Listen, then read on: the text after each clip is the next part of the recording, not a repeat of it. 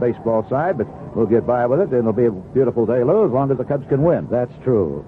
We're sorry to hear what happened to Manny Trio last night. The Phillies lost to the Dodgers, and Trio was hit by a pitch by a young man by the name of Sutcliffe of L.A., and the word is that Trio has suffered a broken arm. Boy, that can not only hurt him, but that can really hurt the Phillies for a while. Absolutely. That means 6 to 8 weeks, I would say, and then to get back into condition again. Of course, it doesn't take him long, but nevertheless, 6 to 8 weeks is a long while. Yeah, it's going to take a while when he gets back in there just to get his timing back at the plate and also on the field, too. We're sorry to hear about that one. And the Braves here in town, the Cubs, well, we didn't do too well insofar as the hitting is concerned over at Cincinnati in the last game of this road trip, and there are a couple of guys on this ball club, the Braves, that gave the Cub fits over there last weekend, including this kid Matula, who's going to go today. And we're going to have to be a little more careful with Murphy and up at that plate. This kid's got a lot of talent, Vince, and he's helped this ball club tremendously. So far, the Cubs have not done much running on the bases, have they? No, they haven't. I'm surprised because we did run quite a bit in spring training in Mesa and in Arizona. And now all of a sudden we've stopped running. We've stopped hitting and running. Of course, you don't hit and run with men like Kingman and perhaps Mercer in a particular spot. But nevertheless, I feel that Herman will run more as we get into the warm weather, if we get into it. If we ever do. Along about July the 4th, it ought to be really nice out here. The field itself, of course, had pretty liberal dousing with the rain that hit here the other day, but Cotton Bulgren, the head of the groundskeeping crew, says because of the great drainage here, that it should be in good shape, and let's hope it will be. This Braves ball club is still without Bob Horner, and I guess he's still trying to get his timing back after being hurt in the first game of the season, I think it was. It's tough to be without a fellow like Horner, because that meant that Skipper Cox had to change not only one position, but two positions, at shortstop and at third base. Matthews has been having a hot back, Ben. Yes, he has, and he carried a very hot glove against us, too, over there, as I recall. What prompted me to bring up the subject of the Cubs running and thinking of Murphy and the problems that this big kid has had behind the plate, particularly in his throwing. And I hope we get an opportunity to take advantage of that today. And especially with Necro, who'll be in this series, the knuckleball pitcher. Yeah, we'll get a chance to see him out here again on Sunday. Mike Krukow pitched a good ball game against them over there, but he did have a streak of wildness, which is not common at all to Krukow. No, I don't think he'll have that streak of wildness right here at Wrigley Field. He's used to this mound, and the surroundings is right at home for him. Well, let's see if the Cubs can get off on the right foot out here today on this homestand against the Atlanta Braves. You'll get off on the right foot, my friends. I know you will, if you will take advantage of the wonderful opportunities that are available to you right now through the tobacco companies. Chicagoland's most complete food store. At Dominic's, they're concerned about your food bills, too, and that's why this week Maxwell House Coffee All Grinds is only $3.49 for a 2-pound can. And Minute Maid frozen orange juice is priced at a low 39 cents for a 6-ounce can. Oh, and don't forget the A&W root beer, regular and sugar-free. 8 16-ounce bottles are only $1.49 plus deposit at Dominic's. Chicagoland's most complete food stores. Mickey Kelleher, utility infielder with the Chicago Cubs, and one of the toughest jobs in baseball is being that utility man.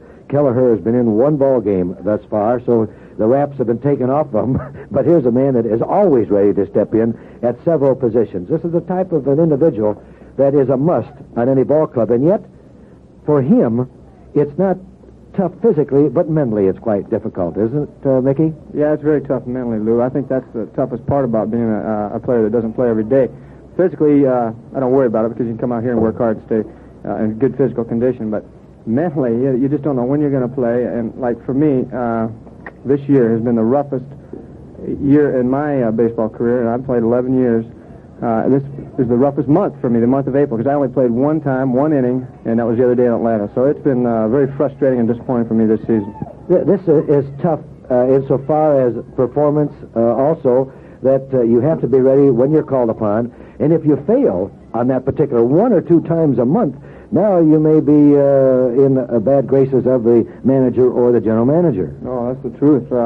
You can't seem to win in a utility role because you always seem to come in a game situation where the game is on the line, you know, and you're in there for one reason. You're in there for defense, or you're in there for offense, whatever you happen to be doing. But and if you mess up, well, what they put you in there for, and you didn't do your job that day, and everybody knows about it. If you made a couple great plays, well, that just goes unnoticed because that's what you're supposed to do anyway. Yeah, because tomorrow you're going to be right on the bench waiting, and waiting is a very difficult thing to do in baseball. You can't wish that a teammate gets hurt. You would never do that. But that's the only way that you're going to be able to play, actually, unless, as the skipper, Herman Franks, did the other day, give a man an inning rest. Right. So there's a lot of things in the game of baseball I really don't understand. You play a lot in spring training, and I had a great spring training again, and I played a lot of games, and then you come during the season, and you don't play any, It's just hard to take. I don't know. It's rough, and you just kind of have to stay on top of it, but it's a very tough thing to do. Definitely, and also age enters into it. You're not an old man, I don't mean that, but what I mean is every year that you don't play as much as you should certainly has an effect on you the next year. The following year, yeah. Correct. And that's where you see a lot of players that haven't played a lot during the course of one season. Will no matter, he might even be whatever age, he'll be going down to winter ball just so he can get some playing time in so he can be ready for the following season. And that happens a lot. Do you intend to play any winter ball? Well, I'm not sure right now. If I keep on going like I am right now, I might have to. But I plan on playing a lot during the season like I have last 3 years for the Cubs. And if I do play a lot, then I don't plan on playing winter ball. I just have to kind of play it by ear and see how things go. Let's talk a little bit about our ball club. The inner defense with De Jesus and Sizemore and Ontiveros. It is a tough lineup to break into. Yeah, it's a tough one to break into, but I've always felt and believed that I'm as good as any one of those guys. I know I am. I've got the record to prove it, but we can only have 3 guys out there at one time, and what can you do, I have to agree with you 100% because in September and in the first week of October, our ball club seems to tail off, and it's due to that. So consequently, if you are equal to those men, and if we get Kingman, Mercer, and we can score some runs, why not give them a day or 2 off? We're fortunate enough in the baseball schedule that we don't have too many doubleheaders. So actually, it has to be done by the skipper, Herman Franks, and given a day off to either one of those 3 men, and it wouldn't hurt them. Oh, no. That's exactly what I feel, too. A day off helps them, makes them stronger. And we've got the bench on this club that we can do that. But so far, we haven't been doing it. In my playing days and managing days, I was against the Winter League. I was always fearful of my ball player getting hurt in the Winter League, and consequently, when spring training starts, that he wasn't ready, he was behind. This is just part of the gamble that one takes, isn't it? Yes, it is.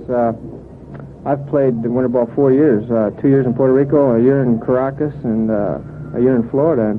And fortunately, I've never been hurt down there, but I think it's helped me going down there. But I agree with you, and your thinking too, that players do get hurt down there, especially pitchers. I've seen a lot of pitchers pitch a lot of innings up here, then go down there and think they're going to get some more work or work on something, and they end up coming back with a tired arm, and then they're not the same. What about the environment, the food? Down there in Winter League, a lot of guys get sick, they lose weight, a lot of them come home too soon, they don't like it, they can't handle it mentally. There's just a lot of things. You see a lot of great turnover of players down in the Winter League. I think that's maybe the reason I wasn't going to play Winter League is the food, that I lose weight. That could be. But baseball is improving in the Winter League, isn't it? Oh, it's a very good classification of baseball. It's somewhere between a AAA and a Major League level. They've got very fine baseball players down there, fine natives from the countries that we go to. And this is one reason why a lot of ball clubs will send individuals down to play winter ball. I think you only play, 3 or 4 times a week? Yeah, about 4 times a week. But a lot of our managers go down there. Our AAA managers will go down there in the winter and manage a Winter League team, too. Well, Mickey, many thanks for an interview, and I, for one, are happy to see you with this ball club. I know it's a little discouraging not being able to play, but 162-game schedule, we're going to see Mickey Kelleher in there. That's a fine compliment. Thank you very much, Lou. Mickey Kelleher has been our guest. We'll be right back after this message.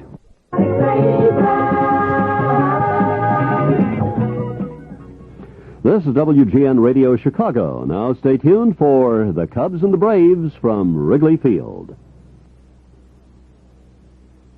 Wow! Let's go! Batter up! We're taking the afternoon off.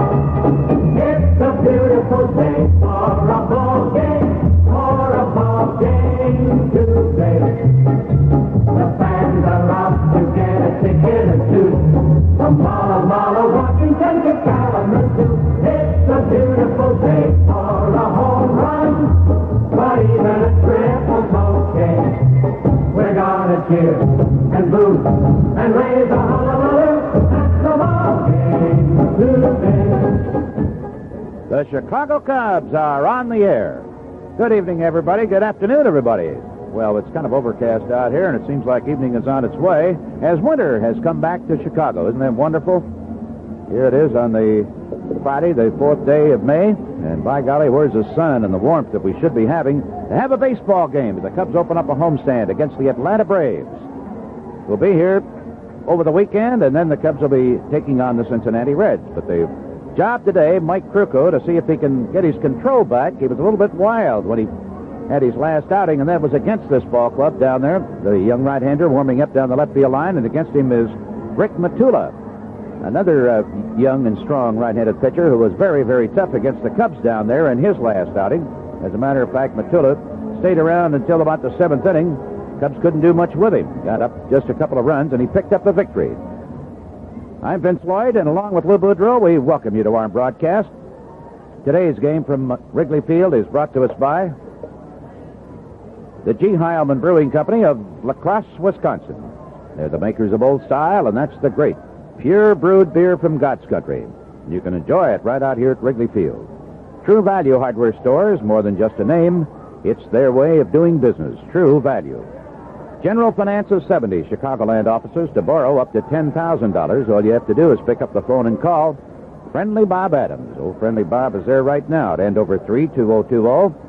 And your gallant men of Olds, they have all the new 79 Oldsmobiles. Come on in for a test drive of an Olds today. And by the Association of Chicagoland McDonald's Restaurants. Herman Franks, in his lineup today, is going with just about the same cast that he has had pretty much the opening part of the 1979 season. We'll give you that batting order in a moment. But first of all, for Bobby Cox and the Braves, leading off will be Jerry Royster, who's still having to replace Bob Horner at third base. Horner suffered a bone chip first game he got into this year, and he's been sidelined since, but he could be expected to come off that bench in the event they need a pinch hitter. Now, Royster will be leading off, and Gary Matthews, who robbed Dave Kingman of a home run in Atlanta, will be in right field. Matthews batting second. Jeff Burrows in left field, hitting third. And Big Dale Murphy doing the catching. Murphy in the cleanup position. Mike Lum will be at first base. Lum hitting fifth. Barry Bonnell in center field. Bonnell hitting sixth. Young Glenn Hubbard will be at second base. Hubbard batting seventh. Pepe Frias will be at shortstop. Frias hitting eighth. And Rick Matula, young right-hander, who is now 2-2 for the year. Their starting pitcher. Now for Herman Franks and the Cubs. Ivan DeJesus will be leading off at shortstop. Bobby Mercer will be batting second. Mercer in right field. Bill Buckner, who really came out of his slump over at Cincinnati in the last couple of games, will be at first base, and Buckner hitting third, with Dave Kingman in left field batting cleanup. Steve Olivares at third base to hit fifth. Jerry Martin in center field. Looked like he had a couple of home runs at Cincinnati, and he had to settle for doubles. Both were high off the top of the wall. Barry Foote will be doing the catching. Foote batting seventh. Ted Sizemore at second base. Sizemore batting eighth, and Mike Krukow, who is still looking for his first win of the 1979 season. He is now 0-1. And this copyrighted broadcast is presented by authority of the Chicago National League Ball Club, which has the right of the approval of the announcers. It's intended solely for the private, non-commercial use of our audience, and any publication, reproduction, retransmission, or other use of the descriptions and accounts of the game without the express written consent of the Chicago National League Ball Club is prohibited. Let's take a moment here for station identification. Peanuts Lowry, carrying Herman Frank's lineup card out to home plate. And Tommy Aaron, who's on the coaches' lines this year for Atlanta, is out there meeting with the umps. He has Bobby Cox's card. This is the WGN, Chicago Cubs Baseball Network. This is WGN Radio Chicago. The time is 1:30.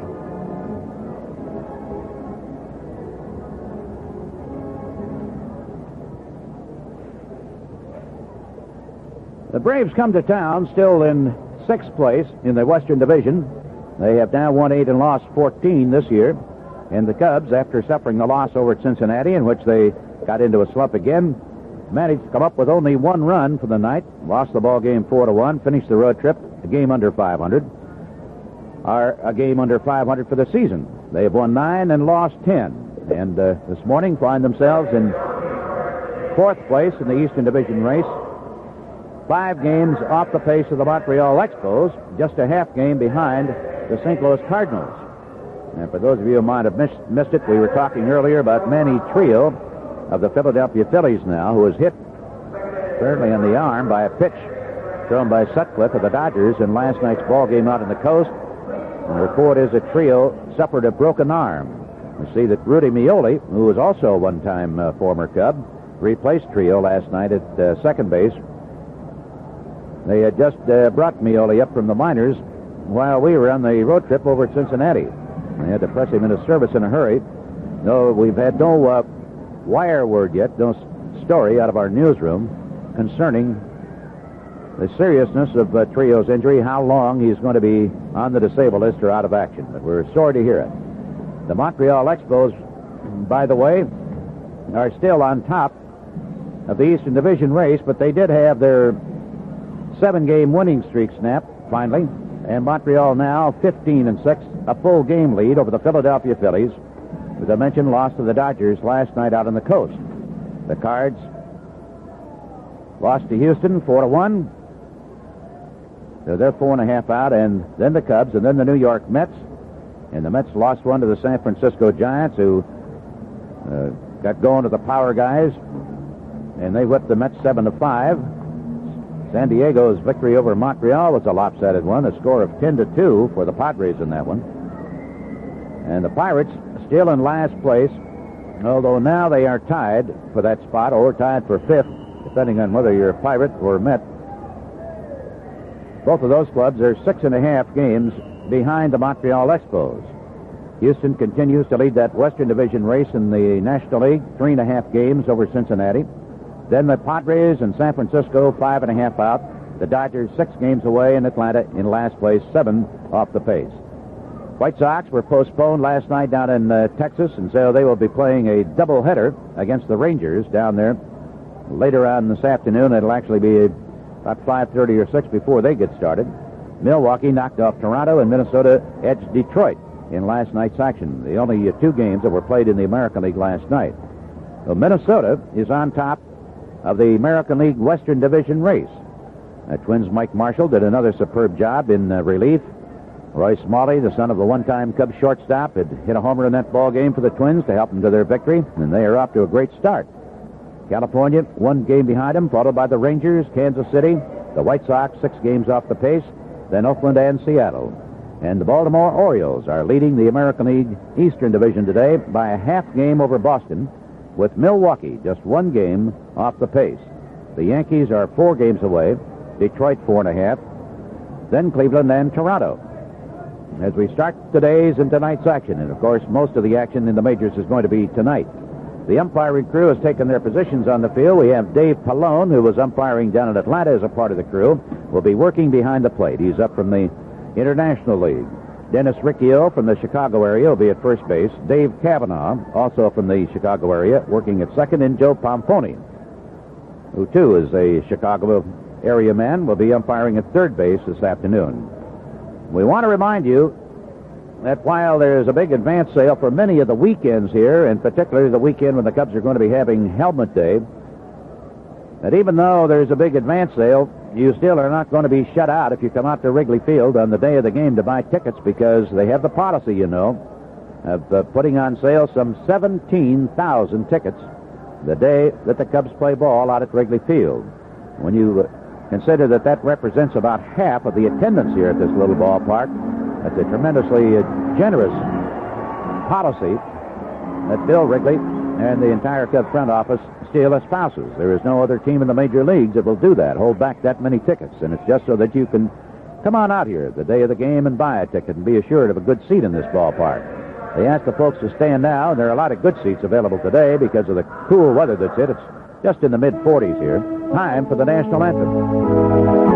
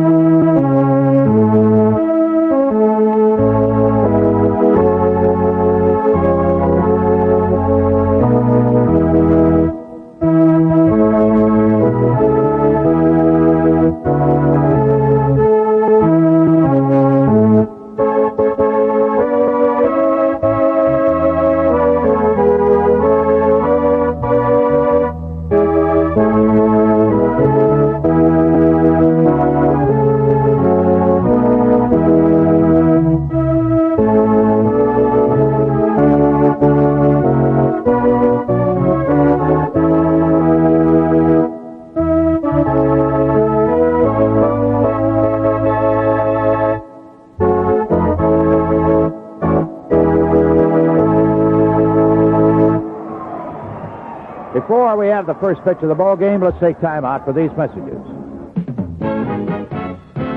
Take another look, take another look, take another look at Zare. Look, Zare has changed, so come see what Zare has for Mother's Day. There's the newest in fashion wherever I look. Now Zare has all the latest summer fashions for Mom. Tailored cotton slacks, mix and match blouses, cool knit tops, and terry shifts. All with the look Mama will love. Take another look at all the fashions there. All the new colors, the pastels, the stripes, and just look at all the new prints.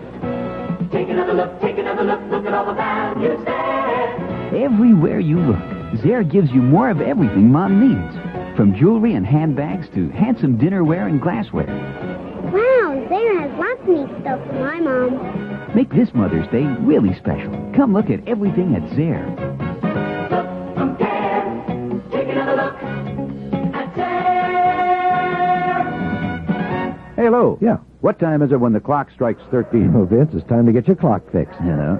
All right, now what's the best time to raise a little ruckus with a cutlass at your Chicagoland Oldsmobile dealer? Right now, Vince, while the gallant men have a terrific selection of brand new 79 Oldsmobile cutlasses to choose from. Yeah, Lou. You know, there are all kinds of cutlasses for all kinds of people. Boy, it's no wonder it's America's favorite mid-size car. So, friends, stop in at your Chicagoland Oldsmobile dealer. Tell them Vince and Lou sent you.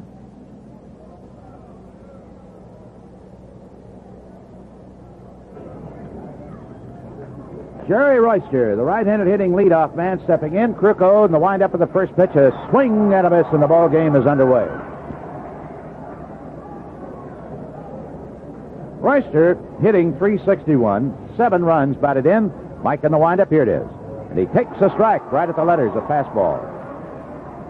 So Mike has jumped out in front of Royster, who jumps away from that batter's box for a while. Cool day. Wind is coming in today off Lake Michigan at about 10 miles per hour, and the temperature in the mid-40s here along the lakefront. 0-2 pitch. Strike 3 called. He got him with a fastball. Didn't bother to waste anything. Well, Mike, who had only struck out 2 of the Braves down in Atlanta in 5 innings, picks up 1 in a hurry here. That'll bring up Gary Matthews, this right-hander, batting .287 with 6 homers and 13 runs batted in.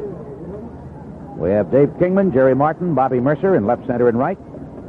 Buckner at first, Sizemore at second, DeJesus and Oliveros in the left side. The wind-up in Krukow's first pitch, and Gary takes it. The ball a little bit high. Ball 1. Dave Pello working behind the plate. He had thrown Herman out of the ball game down in Atlanta in the dispute over the catch by Matthews. Here's a fastball, and he takes it to strike. Mike had so much trouble down there at Atlanta Friday, he walked 9 men in 5 innings. 1-1 delivery.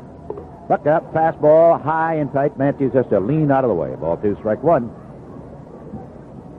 Braves will be here again tomorrow and on Sunday. 2-1 delivery. He takes that one low. Ball 3, strike 1. In the on-deck circle, a fine hitter, Jeff Burrows. The folks out here today with top coats and blankets. Krukow delivers, and that's ball 4. He lost him. That was too low. So the first 3 pitches, he gets Royster as a strikeout victim. And the next 4, he walks Gary Matthews, and that will bring up Jeff Burrows, hitting .270 with a homer and 6 runs batted in so far this year. He's sporting a beautiful beard. Wears glasses. Straightaway stance for this right-handed hitter. Krukow's first one, and he takes in its high. Ball 1.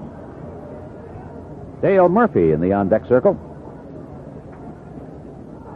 Cool day. Coaching at third, Alex Gramus. Tommy Aaron at first, Krukow from the stretch. Royster, good speed. Fakes going. A swing and a miss as he jammed Burrows with a fastball. And Royster took about 3 little steps. Looked for all the world as though he may try to take off.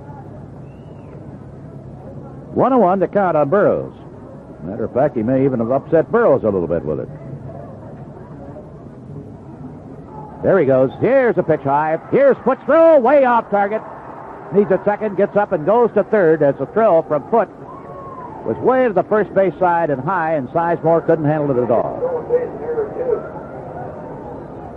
So he gets his 6th stolen base of the year out of 7 attempts. And an error on the throw is the Cubs' 18th error of the season. I'll say one thing, Lou, he had a great jump, didn't he? Yes, he faked on the other pitch, and knowing that he could do the same thing insofar as the timing of Kruko's stretch and halt. And Kruko has a difficult stretch, if you recall. He holds it up high when he stops. Yeah. He doesn't go to the belt. Now he's going to work from a windup in the infield coming in about halfway. First inning. There's a pitch, and he takes the strike. Belt high, inside corner, ball 2, strike 2 on Burrows.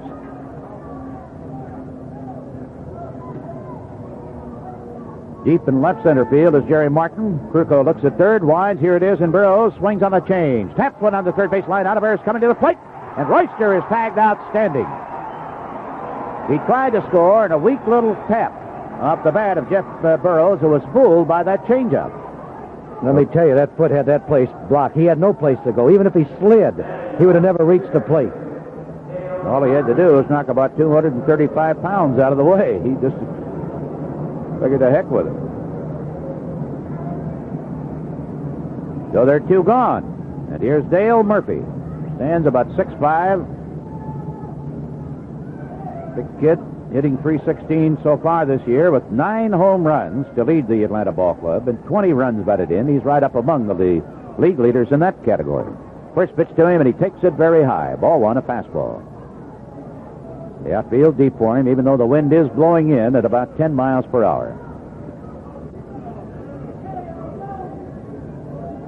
Mike now working from the stretch. Buckner playing behind Burrows at first base. Here's the pitch. Breaking ball outside to Murphy. 2-0 on the youngster.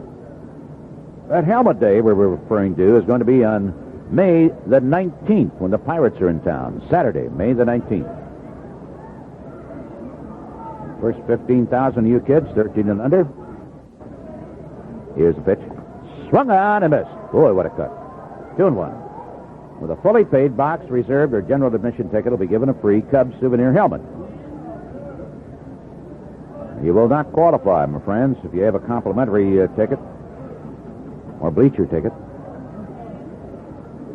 2-1 pitch coming up. Murphy looks, and it just misses a little high and away. 3-1. This big right-hander digs in deep in the batter's box. Murphy, last year, his first year up with him, played a lot at first base. And Biff Pocaroba is a regular catcher. 3-1 pitch to him. Swung on. He hits a hard ground ball. DeJesus to his right has it. Goes to second for the force out. And the side is retired with no damage done. Cubs come to bat after a half inning, no score. God's country is home to the majestic eagle. It's one of the few places left where these proud birds still thrive and enjoy air that is pure and water that runs crisp and clear. Seeing them in their graceful flight over the bluffs and valleys is a glimpse of the greatness and glory of nature. God's country is also home to old-style beer, one American premium beer that is still brewed nature's way. It's the traditional old-world way known as poisoning, and it's the most natural way to brew beer and the most expensive. Poisoning is brewing a beer not once, but twice. Double brewing, pure brewing, nature's way. And it's the only way we brew old-style beer, Heileman's Old Style. Pure brewed in God's country, slowly and naturally. G. Heileman Brewing Company, La Crosse, Wisconsin. Big money for today's big needs. That's the big idea behind a General Finance homeowner's loan. Yes, General Finance is ready to loan you up to $10,000 on your home equity, the difference between your mortgage balance and your home's market value. A General Finance homeowner's loan lets you cash in on your investment in your home without affecting your first mortgage. So if you need big money for those big needs, call your nearest General Finance office. There are 70 offices serving the Chicago area.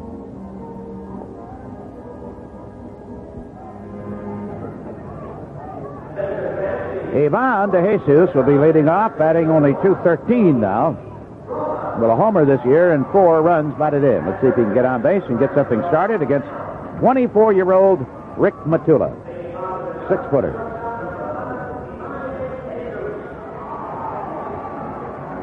Matula's earned run average, 3.60. This is his 5th start this year. Worked 6 in the 3rd innings against the Cubs down there. Gave up 8 hits, struck out a pair, walked 3.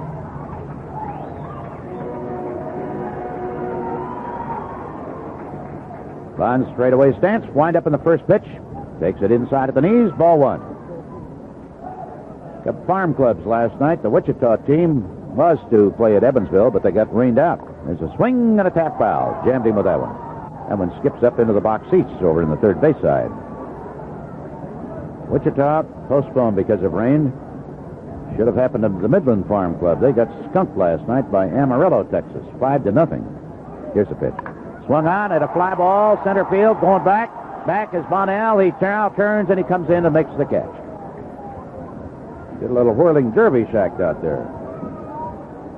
But he has good speed. That will bring up Bobby Mercer, who's now sporting a .264 average.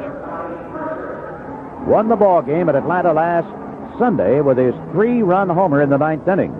That's the game in which the Cubs went into it trailing 5-0 and came out of the 9th with a 6-5 victory. Bobby with 8 runs batted in. Matilda winds. First pitch is a sinker a little bit low and away. Ball one. In the on-deck circle, Billy Buckner. Joe Malfitano coaching at third base and Cookie Rojas at first. Right-hander Matilda winds. Here's the pitch. Mercer takes the ball low and inside. 2-0. 1 out, no score. Bottom of inning number 1 at Wrigley Field. Sun is trying to come through the overcast, but not being very successful. Matilda winds, 2-0 delivery. That sails way outside and low. Trying to turn that one over. 3-0. On Mercer with Buckner in the on-deck circle. Came out of his slump at Cincinnati. Well, Buck did. Matilda winds, 3-0 delivery. Fastball, he's outside with it for ball 4. Now, each team has had a man on as a result of a walk. And Buckner, who was 5 for 9. Last trips up there at Cincinnati, steps in. Brought his batting average from under 200 up to 225 for the year. Hit a couple of homers over at Cincinnati. Has now driven in 7 runs for the season. A stretch by Matilda. The right-hander's first pitch is a ball just missing outside above the knees. It's a pretty good fastball. It'll sink quite often. And he'll throw a slider. One of the biggest catchers in the majors, Dale Murphy, working the plate. Here's the delivery. Buck takes. That's another ball. A little high and away. Ball 2, and the kid's struggling with his control. He had only walked 3 men when he faced the Cubs there last weekend. Finally went out of the ball game in the 7th inning. Murphy's going out to talk to him. Young battery. Bill Lucas, the Braves' general manager, stricken, a brain hemorrhage, and a heart attack, a coronary, on Tuesday of this week. And is still in very critical condition. 2-0 pitch. Swung on, hits a ground ball. Second baseman charging in, goes to Royster for 3 outs rather. And as he attempted to leap out of the way of Mercer to get rid of the ball to first base, he wound up on his knees and the ball was dropped. Mercer, forced at second base, was reluctant to leave.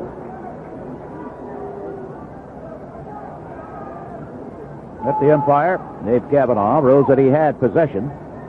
Well, let me tell you, he got out of the way of that bag, or that runner sliding in a hurry, Lou. He was almost off the bag before he got the ball. Mercer got a good break off first base. Second baseman made quite a play getting on a short hop. Yeah.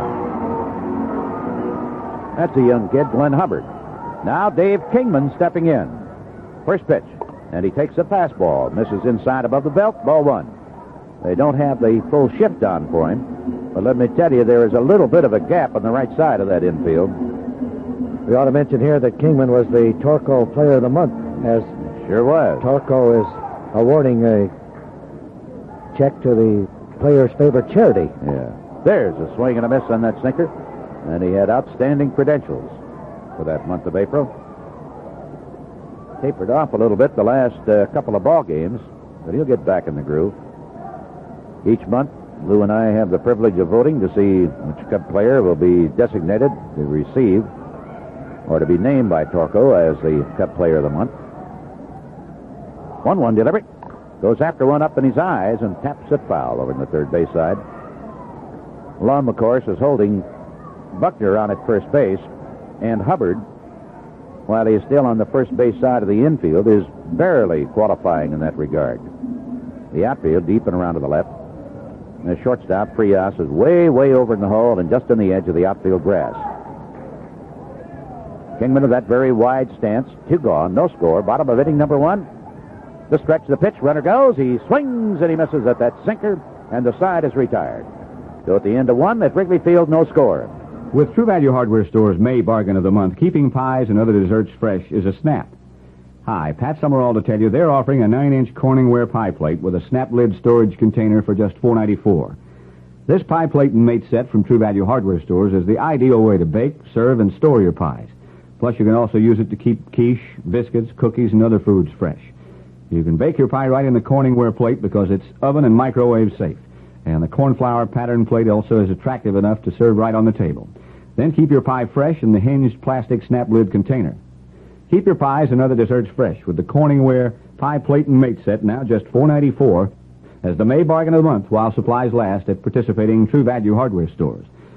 Save gas. You won't have to drive far for your shopping and gift-giving needs. If you're looking for values, service, and selection, you'll find them nearby at any one of the more than 5,000 True Value Hardware Stores and home centers nationwide. For those really tough cleaning jobs around your house, turn to the professional product Liftoff. Does the job. This new all-purpose cleaner deodorizes, too. It's today's answer to all your household cleaning problems. Liftoff's professional strength does its job on walls, cabinets, floors, chrome, your car inside and out. Quick and easy. It cleans more because they put more cleaning power in it. Look for Liftoff's bright red lettering in their new money-saving 32-ounce bottle. Lift dirt away with Liftoff. For cleaning, they're the pro.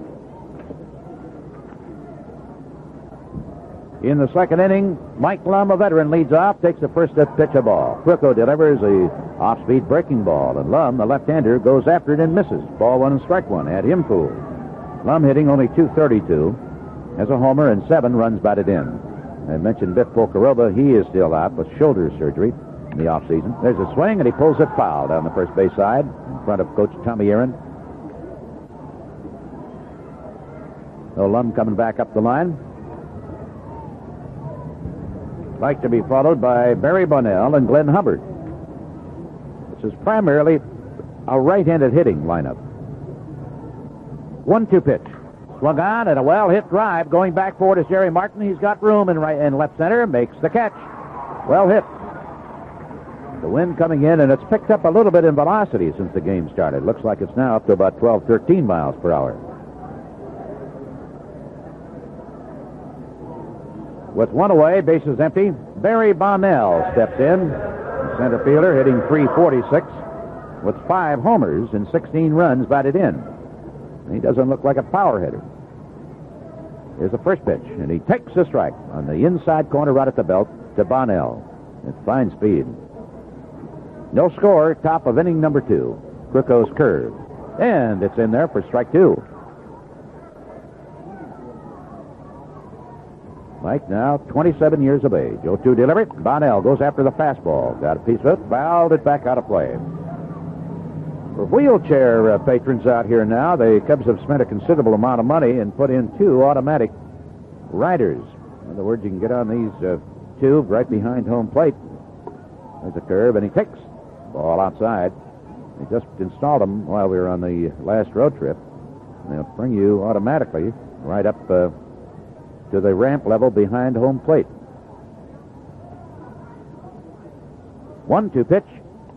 Got a piece of that fastball up and in on him. Fouled it high up onto the net. We'll see a few people in wheelchairs out here this afternoon. Crooko winds. Bonnell goes after that one. Bouncing ball right side. Sizemore's there in the outfield grass. Has it. Bonnell, good speed, is still out by a couple of steps. And he was racing hard. Glenn Hubbard, the young second baseman, a right-hander, stepping in. There's a good glove, but his batting average leaves something to be desired, at least at this stage. Hubbard is batting only .198, driven in 3 runs. First pitch. Takes a little high. Chicago Baseball Cancer Charities, represented here today by their chairman, Marv Samuels. 1-0 pitch. Swung on, hits a ground ball to DeJesus. Should be easy. Up and over with a peg. Side is retired in order, and the Cubs come to bat in the bottom of inning number 2. No score. You're the one. Grandpa, what's quality? Quality? Well, that's something we had lots of a long time ago. We work so hard to please. We don't have it anymore. Oh, we still got some quality. Like your grandma's good cooking. 'Cause you're the one. Quality? Is that good? Yep. Grandpa, I think I know another place. Looking for quality. When you choose McDonald's, you choose quality. Our hamburgers are made with lean 100% beef. What do you think, Grandpa? You know, Grandma'd be proud to make a hamburger like this. And our fries are made from Burbank russet potatoes. They're so fantastic, they're world famous. At the McDonald's near you, at McDonald's everywhere, you get quality you can taste every time. At McDonald's, In this day and age, I wonder how they do it. we do it all for you. When dinner's on the table and the world sits down to eat, what's the name of the food that goes with every meat? The grain that's served 1,000 ways in 100 different lands. Discovered by America's 200 million fans. You say it's right, right and right. When you say right and right.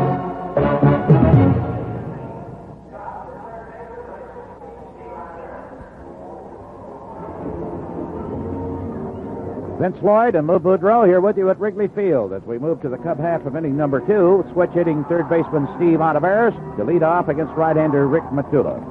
Steve, batting .250, has batted in only 2 runs this year. And he looks at the first pitch. Matula is a little low with that sinker. Ball 1. In the on-deck circle, Jerry Martin. Here's the windup. Steve takes that one low. Ball 2. And Barry Foote is to follow here in the bottom of inning number 2. Neither team with a base hit yet. But each has had a base runner as a result of a walk. And the Braves, the stolen base in there, had a man at third, but he was out at the plate trying to score on an infield ground ball. That's the only threat so far. There's a ball outside with a fastball. 3-0 on Ontiveros, and he'll be taking this one. Matula winds. Here it is. There's a strike over the heart of the plate above the knees. 3-1 now. Glenn Hubbard, the second baseman, blowing on his hands to keep a little feeling in him out there. 3-1 delivery. Swung on, and he gets a ground ball to Hubbard, and he boots it. Now retraces his steps, picks it up, and decides there's no point in throwing. Ontiveros is on. Didn't do him any good. Blow on his hand. And there, that'll bring up Jerry Martin. Let's pause for station identification. This is the WGN Chicago Cubs Baseball Network. This is WGN Radio Chicago.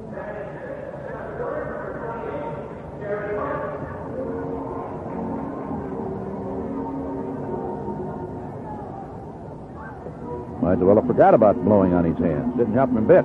Here's Jerry Martin hitting .250. First pitch. Swung on at a ground ball deep in the hole. Back at him by the shortstop. Frias throws to second for a force out. Frias really shooting hard towards the third base foul line that time. Whirled with great body control and fired accurately to second for a force out. Ontiveros, robbing Jerry Martin of a base hit. Fine play. That will bring up Barry Foote, hitting only 169. Driven in 1 run with a homer. Goes after the first pitch, bounces it foul against the brick wall on the first base side. Strike 1 count on him. We were talking about Major League attendance over the weekend being up about 10% overall. Cubs have increased over last year despite the miserable weather. There's a ball in too close. Up to about 2,300 over their attendance at home of a year ago for the same number of dates. Weather like this today doesn't help much. Runner goes. 1-1 pitch on a hit and run. He's way out in front and drills a long foul almost out of the ballpark, but he was a little too quick with the trigger on the hit and run. Souvenir way down the left field line for some kids. Talking about Chicago Baseball Cancer Charities and their chairman Marv Samuels being out here. Their invitational golf outing and dinner this year is going to be held out at the beautiful Sunset Ridge Country Club in Northbrook. It'll be on Monday, August the 6th. Be a lot of Cub players and other athletes who'll participate. 1-2 delivery. Swung on, he hits a ground ball. To his left goes the third baseman Royster, over to second for one, and a double play to retire the side. So at the end of 2 at Wrigley Field, it's still 0-0. Perfect brewing water. Gottlieb Heilemann spent years searching for it. Then, on a day back in 1853, he found it. Sparkling, pure Wisconsin spring water. Today, Heilemann's Old Style is still brewed with virgin, pure water from underground springs that, legend has it, flow all the way from Canada. Still brewed in the old world way called poisoning. It's the most natural way to brew beer and the most expensive. It's brewing a beer not once, but twice. Double brewing, pure brewing. The way the great European brewmasters have brewed their beers for centuries. It's the only way we brew Heilemann's Old Style. Next time, make it Old Style. Pure brewed in God's country, slowly and naturally. G. Heilemann Brewing Company, La Crosse, Wisconsin. Spring is sprouting out all over at Ambling's vast garden centers. There's every blooming thing to beautify your home and garden. At Ambling's, you'll find one of Chicagoland's largest selections of fully developed trees, shrubs, and evergreens. And remember, Ambling's will plant your selection free with a minimum purchase. And be sure to take... They collected most of them. You've got them all. You know what to do. There are frogs in your throat, yes, so go ahead and do it. And while I do that, see if you can't stop them and get us the lead. All set to go. We're in the third inning, no score, Frias, and then the pitcher Matula. Kruko's first pitch is a fastball for a strike over the outside corner. It's a different Kruko today than the last time we saw him in Atlanta. He has control today, both pitchers. Curveball and a swing and a miss. He just chopped at that ball. Had he hit it, he'd have dug up a few worms at home plate. He'd hit it right straight into the dirt. 2 strikes on Frias.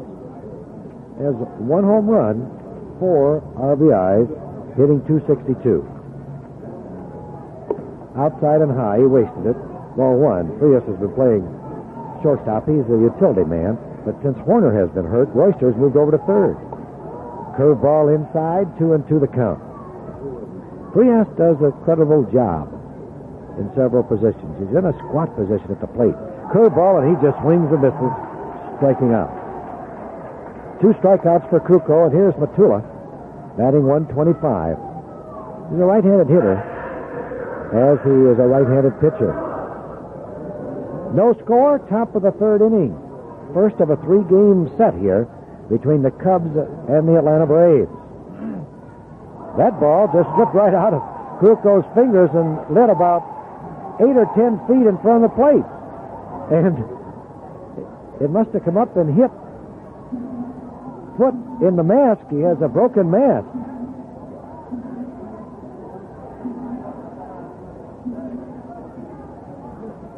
Now we'll have to wait till we get another mask for Barry Foote. Club bat boy hustling in the clubhouse. That kid may be one of the fastest guys we've got, Lou.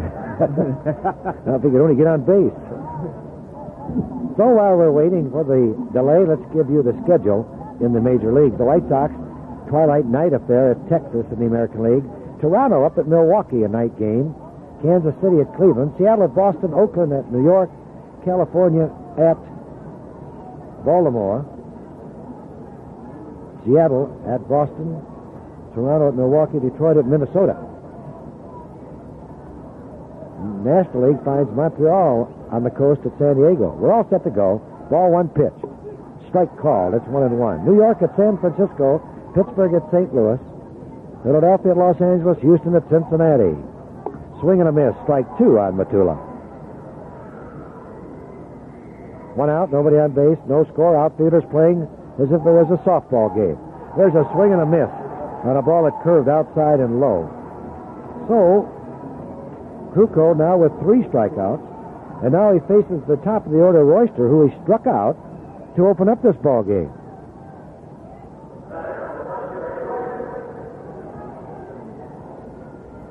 Royster having a good start this year, hitting at .360. 7 RBIs and very fast. He has 5 stolen bases thus far for the Braves. Closest one to him is Matthews, who now has 3 with that stolen base in the first inning. First pitch is a ball low and outside. Krukow working quickly, a let-up. First time he's thrown that let-up, and that's outside. Ball 2, no strikes, to Royster.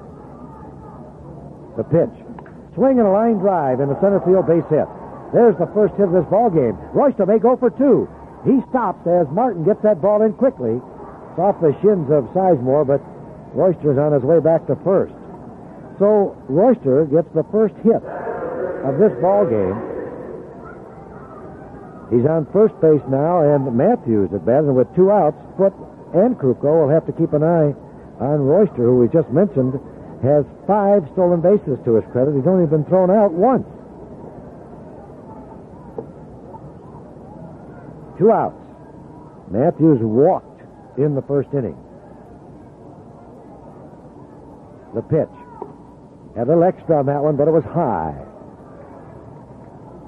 Krukow had no trouble with Frias and Matula, striking both men out. Tossed to first base, and Royster gets back safely. Matthews, powerfully built right-handed hitter. Ball 1 pitch. Curveball, swing a line drive into left field corner. It's curving, foul. Over the Cubs bullpen into the stand. Matthews got out in front of a Krukow curveball. Pulled it foul. 1-1 the count. Royster may be going on this pitch. There's a stretch by Krukow. He stays at first, but the curveball is high. 2-1. Buckner holding the runner on at first. Now Royster extends his lead at first, throw to first, and he's back safely. A lot of times the runner will extend their lead at first and be leaning back towards the bag just to make the pitcher throw over to first base. Stretch by Krukow. There he goes. Curveball, low, the throw, the slide.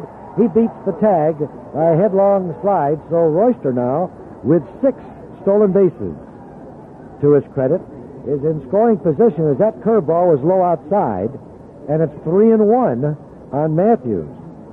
Jeff Burrows due up next. Krukow with his sign checks Royster at second base. Here's the 3-1 pitch. High, ball 4. Krukow has walked 2 men in the ball game. Matthews has walked twice. Now here's Burrows at bat. All this has happened after Krukow struck out Frias and Matula to open up this inning, the third. Burrows takes outside, ball 1. Seems that Krukow, when he tries to get a little extra on his fastball, pulls that ball outside and high.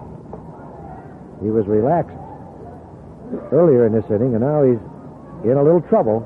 Runners on first and second and 2 outs, and Burrows the hitter. Here's the ball 1 pitch. Fastball for a strike over the outside corner. 1-1 the count. Cubs play Burrows straight away. Kingman deep in left field, even though the wind is continuing to blow in from center field. Here's the 1-ball, 1-strike pitch. Fastball high. 2-1 the count. Terrific Tom Seaver will try to go tonight for Cincinnati as they play host to Houston. Burrow swings and misses through a good fastball. The count is 2-2.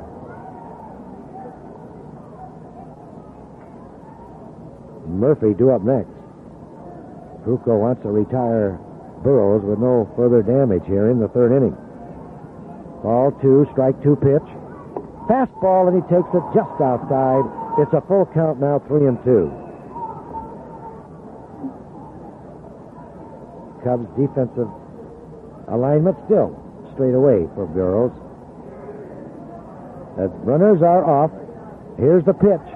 Curveball, and he takes it. And Barry Foote thought the ball could have been called a strike. It was low, for ball 4. Now with the bases loaded, here's the youngster Murphy, the catcher who forced Burroughs at second base to close out the first inning.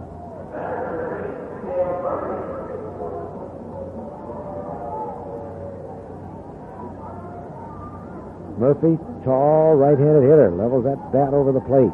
Takes a few practice swings. First, Matthews at second base, looking in. Cubs will not pay any attention to anybody, although this is the particular spot for a pickoff play. Although Sizemore is not close to second base. Krukow looks in, gets his sign. Here's the windup and first pitch to Dale Murphy. Curveball low outside. Ball 1.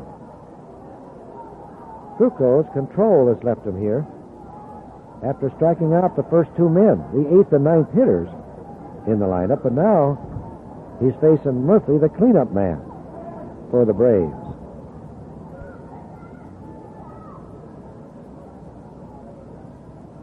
Krukow into the windup. The ball 1 pitch.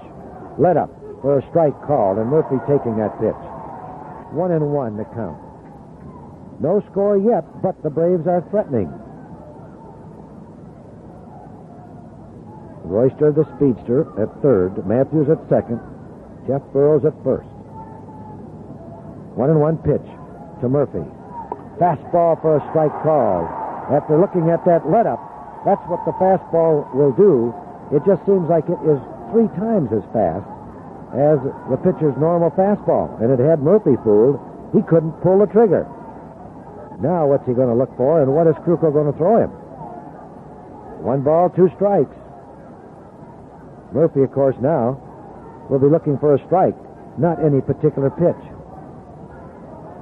Krukow has his side. 1-2 pitch on the way. Curveball low. 2-2 the count now to Murphy.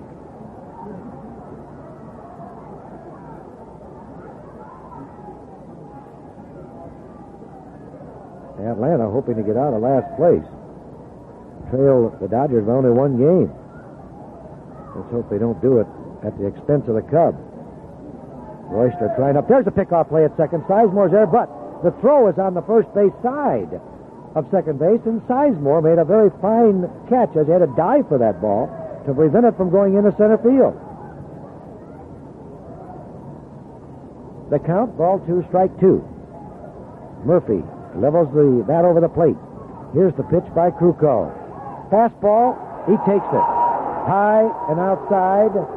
We go to a full count on Murphy, 3-2. Foot reminding Krukow to take his stretch. 3-2 and 2 outs.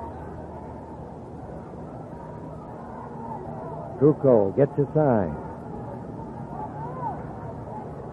Staring in at Barry Foote, still staring, trying to upset Murphy, and Murphy smartly asks for time, and he gets it. Now Foote is going to go out and talk to Krukow, so this may mean that a pickoff play may be on this particular pitch. If you recall, the pickoff play took the opponents of the Cubs at that particular time out of an inning with the bases loaded. Saved a lot of trouble. I think Donnie Moore picked the runner off second base. 3-2 on Murphy, 2 outs, bases loaded. This is it. The 3-2 pitch. Fastball for strike 3, right down the middle. Let me tell you, Krukow never threw one any quicker or any faster. So the Atlanta Braves don't score. In the third inning, Cubs come to bat, no score. If you're confused about which motor oil to use in your car, here's some straight talk about oil can labels from Amoco. By the quart or by the case, it's easy to select the right motor oil with Amoco's new labels. Look in the back of the Amoco LDO can, the original long-distance oil. Or check Amoco MV and Amoco Permalube oil cans. You'll find exactly what you want to know. No technical jargon, no long-winded sells. Look for the oil can labels with the Amoco name on them for proven quality and straight talk. An energy message from Amoco Oil Company. Everyone's talking about energy these days. It should be a reminder to think energy conservation as you drive, so there'll be more fuel for everyone. The people who make Amoco gasoline ask you to remember this. Good driving habits can squeeze extra mileage out of every gallon of Amoco gasoline. That'll keep you going a bit longer and America's energy going a bit further. And that's good going. Thanks from Amoco Oil Company. Dominic's Chicagoland's most complete food store.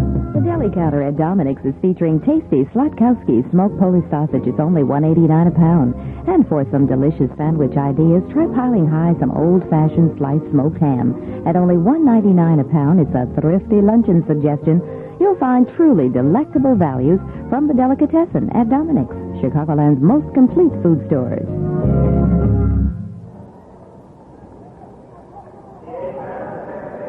Sizemore will lead off the third inning for the Cubs. First two innings, both the Atlanta Braves and the Cubs were retired with the 7 men facing the pitchers. Here's the 8th man, Sizemore, batting ball 1 to Ted. He's hitting .246 with 4 RBI. He'll be followed by Kruko, and then the top of the order. Matulo into the windup in the pitch, and there's a strike call. A slider over the outside corner. 1-1 the count. Braves threatened in the third, but could not score as Kruko slipped a third strike by Murphy with the bases loaded. 2-1 now the count on Sizemore.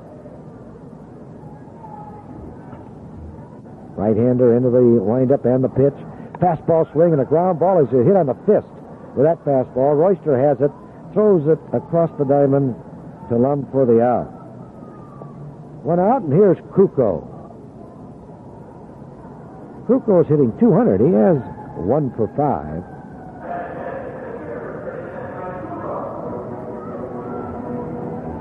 First pitch on the way. Fastball outside and low, ball 1. Braves outfield now playing as if they were playing in a softball game. Very shallow for Kruko. Ball 1 pitch, a swing and a miss. It's 1-1. 1 out, nobody on base. The only hit of the ball game thus far off Royster's bat of the Atlanta Braves. Swing, a ground ball to shortstop. Frias waits for the ball. Takes it on a tough hop. Catches it and throws to Lum for the out. Frias backed up on that ground ball and almost got caught short. But he makes the play. 2 outs. And here's De Jesus at bat. 2 quick outs here in the third inning. Same thing happened to the Braves in the top of the inning, and then they loaded the bases. Let's see if the Cubs can do the same thing and then get a run or two in. De Jesus flied to the center fielder, Bonnell. First time at bat. First pitch is a strike call. Knee high over the outside corner.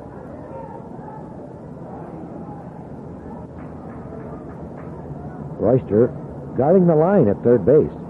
Here's a ball curveball low outside. 1-1 the count.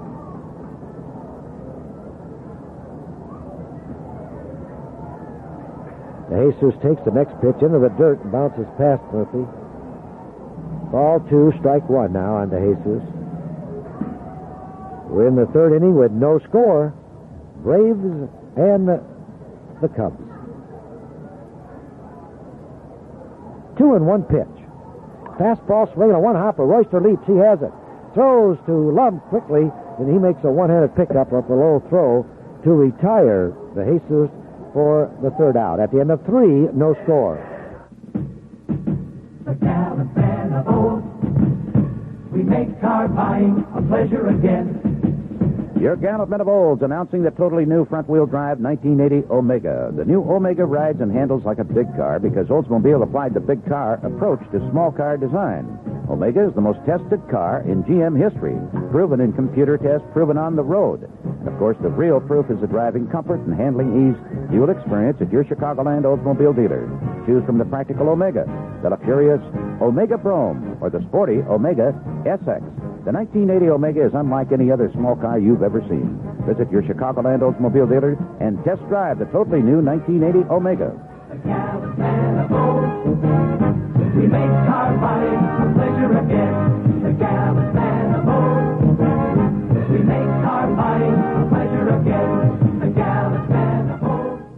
This Mother's Day, give Mom more time away from the kitchen by choosing a time-saving appliance from a True Value hardware store. Hi, Pat Summerall to suggest the Daisy Seal-A-Meal Bag Sealer. Mom can seal leftovers in the airtight, boilable bags, freeze them, then later boil them in water for a meal in minutes. Mom can even prepare larger portions away from the kitchen with a Daisy Seal-A-Meal for just $9.88 at participating True Value hardware stores. First pitch to Mike Lum is a curveball high, ball one. It'll be Lum, Bonnell, and Hubbard here in the fourth inning as this ball game moves right along. Fastball high, ball two. Cubs with no runs, no hits. Atlanta no runs on one hit. Lum flied out to the center fielder in the second inning. The pitch. Swing and a line drive, base hit in the right field for Lum. Mercer waits for that ball, gets it on the second hop. So Lum opens up the inning, the fourth, with the second hit off Kukoc. Now here's Bonnell at bat. Bonnell grounded out to Sizemore in the second inning. The first pitch. Swing a fly ball right field. It's slicing. It could be tough. Mercer is there, but it's foul ball as it slices near the wall in right field. A tough play, and it goes as a long strike. In the second inning, when Bonnell was batting with one out, Sizemore could play him over into the hole. But here, in this inning, he has to get set up for a double play. Consequently, he's at least 3 strides closer to second base, which gives the hitter that hole to hit through. He's going to bunt. He bunts through the pitch for a strike as Cox looking to pick up 1 run here.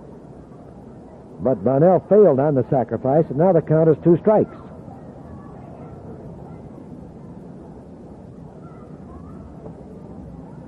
Lum with a short lead at first. 0-2 pitch. Curveball swinging a tap to the third baseman. Hey, it is a fair ball. And Bonnell beats it out. I don't know why on Tavares at the last moment. It was a tough play, but it looked as if it was going to roll foul. But he made the play, and it hit the edge of the grass, and then really carom to Tavares' right. He backhanded the ball right near the line. On foul. Oh, I'm quite sure it would have gone foul. That's what I said. I thought he would let that ball roll because Bonnell is very fast. It's a base hit. And here's Hubbard at bat. Runners on first and second. The pitch. Strike call. Now time is called as Tavares comes in, talks to the pitcher, then gives a sign to the other infielders as to what Herman Franks wants from the dugout insofar as trying to force the man going to third or take the sacrifice. There's the bunt. He bunts through it for a strike. Now, this was the same count as Bonnell had when he chopped one down the third base line for a base hit.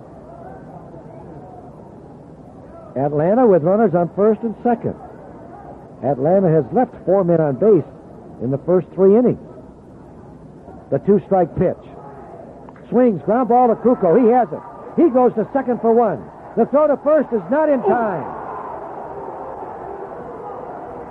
Bonnell getting down to second base deserves a lot of credit.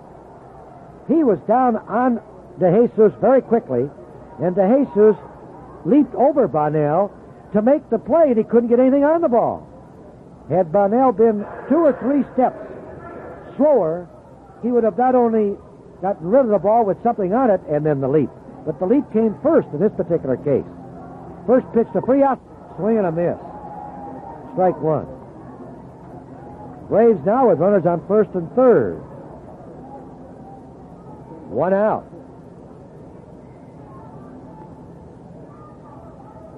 Kukoc sets.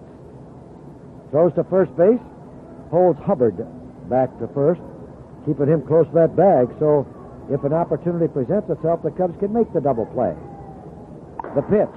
Curveball and a swing and a fly ball to Kingman. Kingman has it. Lum is tagging up.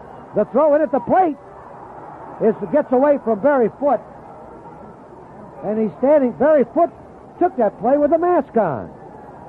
In fact, I don't believe he thought Kingman's throw would come in that close. Yeah. Had the ball been to the first base side, he would have had a play. Yeah. But Lum slides over the plate with the first Atlanta run, and on the throw to the plate, I don't know whether they've given an error on foot or not, Hubbard tags up. 2 outs. Here's the pitcher at bat. Atlanta leads 1-0. It's an error on Kingman as the ball hit the runner coming in to the plate. The pitch. Curveball. Let's pause. This is WGN Chicago Cubs Baseball Network. This is WGN Radio Chicago.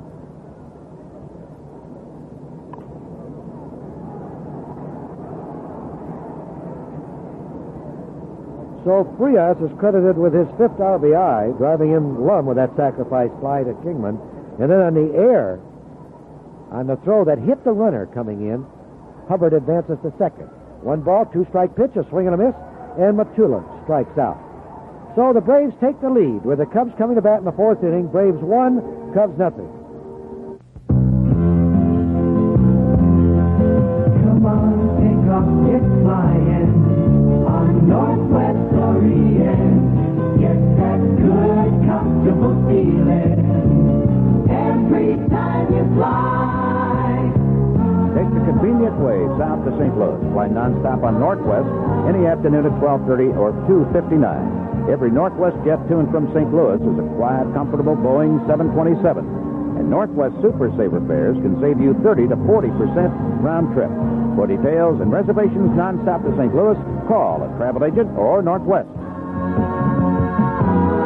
Get that good, comfortable feeling every time you fly on the wide cabin airline, Northwest Orient Airlines.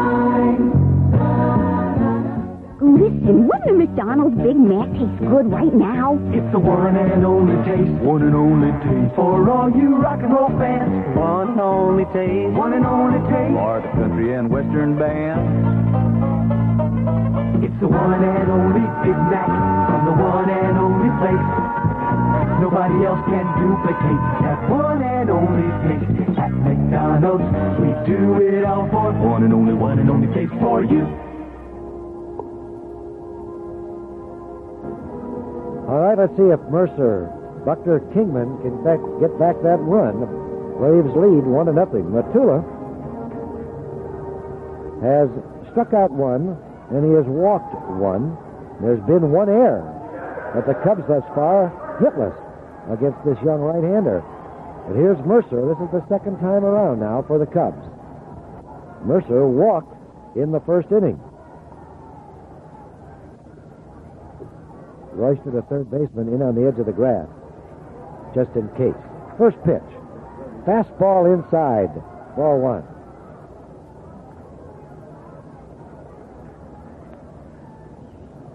Braves play Mercer straight away. Matthews is deep in right, as is Bonnell in center. The pitch. Swing and a tap to the second baseman. In charges Hubbard. He has it. Fires to Lum for the out. Matula with a good sinker, and Mercer was on top of it and grounds weakly to the second baseman. Now here's Buckner at bat. He forced Mercer in the 1st inning. Cubs actually haven't hit a ball well off of Matula yet. First pitch by the young right-hander. Fastball and another sinker, and he hits it down to the second baseman, and Hubbard fires to first for the out. 2 ground outs here early in the 4th inning, and now here's Kingman at bat. Struck out. First time against Matula. Atlanta 1, Cubs nothing. Kingman with that spread stance. Holds that bat high. Takes the first pitch inside, ball 1. The shift is on with Hubbard just a step or so on the third base side of second base. He's really protecting the middle of the diamond. The pitch. Fastball low. Ball 2, no strikes to Dave, who had a great month of April with 7 home runs, 19 RBIs. The pitch. Inside and high. And he'll be going after this one. He's the tying run. At least I think he'll be going after this one. 2 outs. Nobody on base. Kingman sets. Matula gets his sign for Murphy, his young catcher. The wind-up and pitch. Fastball, and he was going after it, but he fouls it. It was a pretty good pitch by Matula. It was low, and, of course, his good fastball sinks. But Kingman had a good swing. Just tipped it. 3-1 to count. Burrows deep in left field. Bonnell has moved over into left center for Kingman. Murphy gives the sign. Matula has it. Here's the pitch. Low. Slider. Kingman walks. That will bring out Taveras at bat. Safe on the air by Hubbard at second base in the second inning. You recall, Lacoste also held the Cubs hitless in Cincinnati with a good sinking fastball. There's a pitch for a strike over the outside corner. 2 outs. Kingman on first. The pitch to Ontiveros. Fastball swing, and there's a base hit into left field as Ontiveros goes with the pitch that was away from him. So the Cubs get their first hit in the fourth inning. It moves Kingman to second base. And now with runners on first and second, here's Jerry Martin at bat.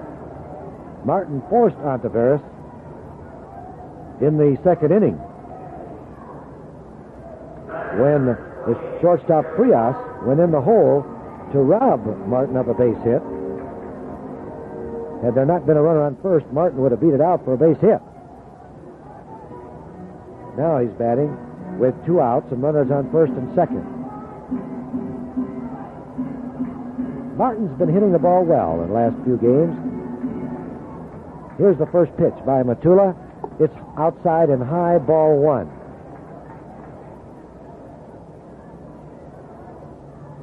Atlanta with the lead, 1-0. But the Cubs have the tying run at second, the lead run at first. Matula has a sign. Goes into the stretch, checks Kingman at second base.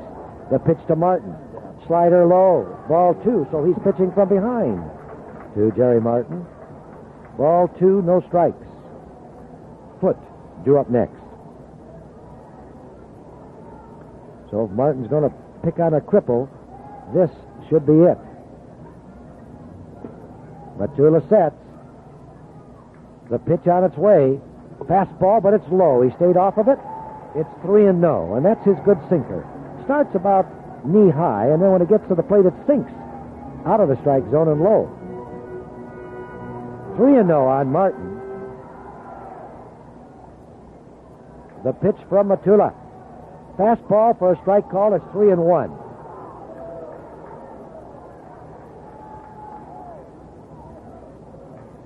Amalfitano, coaching at third, has given his sign to Martin. Then he takes care of Kingman at second base, so there's no attempted pickoff play. Martin levels the bat over the plate. The ball 3, strike 1 pitch on its way. Fastball swing and a ground ball to shortstop. Takes a nice high hop. He throws to Hubbard to force Ontiveros at second base. So Matula pitches himself out of the jam. At the end of 4, it's Atlanta 1, Cubs nothing. General Finance friendly Bob Adams. Pete Scalero here, Bob. Hi, Pete. Bob, how many times did you want half of a ham sandwich but were too busy to fold the ham? What, Pete? Bob, say hello to the inventor of the luncheon meat folder. You mean a folder that folds the ham in half? Not just ham, corned beef, bologna, pastrami, and... Sounds terrific. You know, Bob, the darn thing even works on mayonnaise. It folds mayonnaise. As soon as I work out one wrinkle, it's all set. Great. What's the In the meantime, I've got a lot of personal bills piling up. Well, a consolidation loan can turn those bills in one monthly payment, Pete. Oh, there you go. What's the one wrinkle? And, Bob, do you like tomatoes on your sandwich? Love them. Well, that's the wrinkle. Oh, yeah? Mushes them right up. Well, I think people can fold their own tomatoes. You think so? Of course. Oh, thanks, Bob. You can always get a little help from a friend at General Finance. It makes sense to call Bob Adams for their people-to-people service. General Finance has professional experience in the particular plan for your particular need. 70 Chicago area offices, including Mundaline. Borrow up to $10,000 or for a large homeowner's loan, call in over 32020. This is Will Rogers, Jr. Care to join me in a little trip back to the good old days, like last October? Remember the tang in the air, the leaves turning all gold and red, and the crisp, juicy Washington Red Delicious apples at your grocer's? Well, I'm here to tell you that thanks to a special way they've been stored, your grocer's apples are just about as crisp now as the day they were picked, and just as sweet. Washington Delicious. Every bit as delicious as they used to be. A message from the Washington State Apple Commission. Top of the batting order, Jerry Royster steps in, and the first pitch is a strike called a fastball by Krukow. Royster singled, still second. His last time at bat. Looked at strike three to lead off the ball game. He swings, curves a little foul ball that goes into the box seats down the right field line. And Mike is out in front of Royster with a 0-2 count. Only action going on in the major leagues this afternoon right here at beautiful Wrigley Field, and these same two clubs will be going at it tomorrow and Sunday here. Dennis Lamp goes after his third win without a loss tomorrow afternoon against Phil Necro. 0-2 pitch. Checks his swing at the ball, a little low and away. Necro, of course, beat the Cubs over there last weekend and then defeated the Pittsburgh Pirates in the start since then for his 200th career victory. 1-2 pitch. Swung out a miss. He got him. That gives Mike 6 strikeouts today. 21 for the year. Gary Matthews has walked twice this afternoon. Right-hander. Vince Lloyd here with you at Wrigley Field on a chilly afternoon in a hot ball game. The Cubs with only 1 hit at single. The Braves have only 3 hits. They lead 1-0. Here's a swing and a foul. It's back out of play. They tallied when Lum led off the 4th inning with a base hit. Advanced on Barry Bonnell's little bouncer in the third base side. A swing at a high fly ball. Jerry Martin moves to his left, calling for the ball. He's got it. 2 gone. Well, the Bonnells had Oliveris let it roll. It very likely would have gone foul, and who knows what would have happened after that. But he tried to make the play on it. And Glenn Hubbard forced Bonnell with his ground ball, but that permitted Mike Lum to get to third. And Frias brought him in with a sacrifice fly to left field. Here's Jeff Burrows. 0 for 1. Swing and a miss. Strike 1. That's a pretty good rip at that one. Going to be giving away some posters out here Sunday. 0-1 delivery. Swung on. He drives one into right field for a base hit. That's their 4th base hit of the afternoon. Jeff Burrows with a single to right field. Well, he is with the Texas Rangers. He rarely would do that. And a couple of years ago with Atlanta, he was trying to hit him over the wall, and he did with great regularity, but his batting average suffered from it. Here's Dale Murphy on a 3-2 pitch with the bases loaded. In the 3rd inning, he took a fastball right down the pipe for strike 3. He is 0 for 2 this afternoon. This guy's got a lot of power.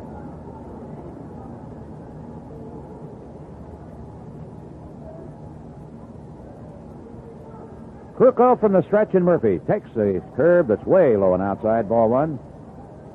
The game out here on Sunday between the Cubs and the Braves. I'm going to give away a poster, a 4-color print of the ballpark. Also, the 79 schedule. There's a swing and a high fly ball. Mercer coming over near the right field foul line. Still on the run, crosses the foul line, and the ball disappears into the box seats out of play. So the count, ball 1, strike 1. That poster is going to be given to the first 20,000 fans out here on Sunday afternoon. The big one, 20 by 40 inches. And it'll be rolled up for you for easy handling. You can use it to practice your swing during the ball game.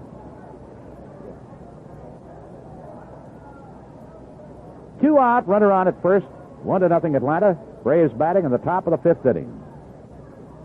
Cubs need a win here today to get back to the 500 mark. Krukow from the stretch. Murphy swings. He drills one into right field, and that's a base hit. Burrows coming around second. He's going to go to third, and Mercer wisely pops one into second base to hold Murphy on at first. They have runners on the corners with 2 away, and that will bring up Mike Lum. So 2 opposite field singles after the first 2 batters have been retired, and the Cubs are in a bit of a jam. Lum led off the 4th inning with a base hit, and he lined out to Martin in the second inning. Left-handed hitter takes a soaring fastball outside and high. Ball one.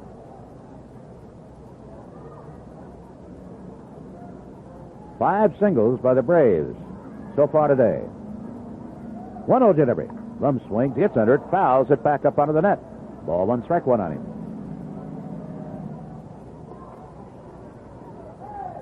You ever wake up in the morning with a taste?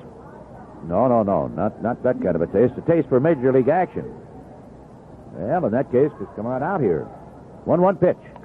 Let up on it. Swung on, and he bounces it down to Sizemore at second to retire the side. An easy out. Good change.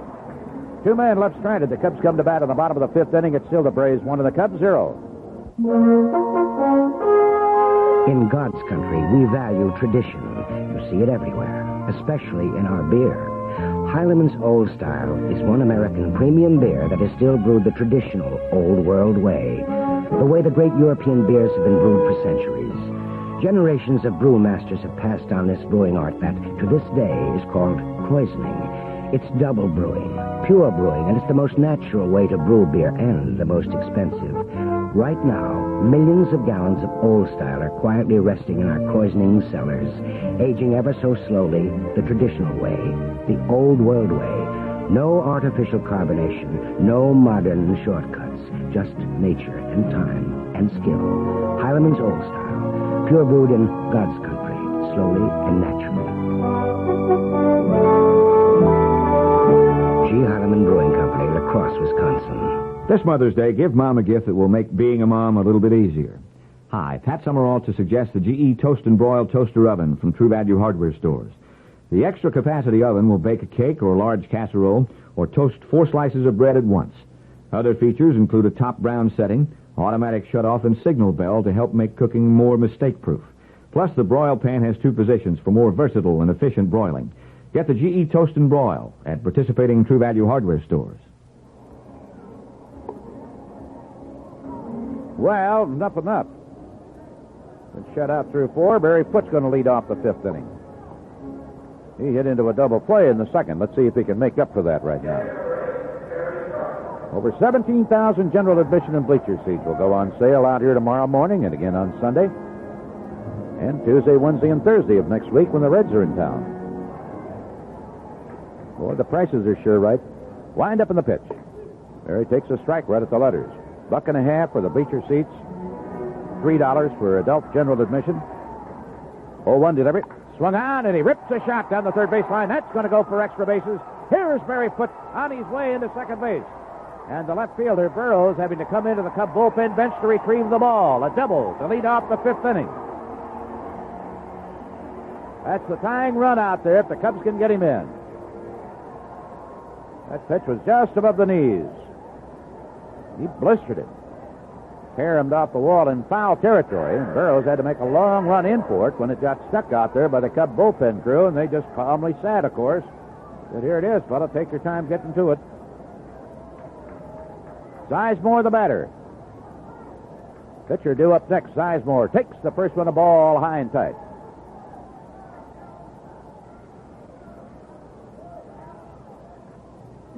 If you want information about games out here or tickets, give you a number right after this pitch. Here it is. Sizemore swings, slaps the ground ball to the right side. Barry Foote will advance to third. There is one away. Now it's up to Mike Fruco to tie up this ball game. Just now taking off the windbreaker. Sizemore did a fine job of slapping that ball to the right side. Bobby Cox coming out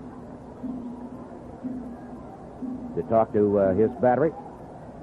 2 young men, Dale Murphy, Rick Matula.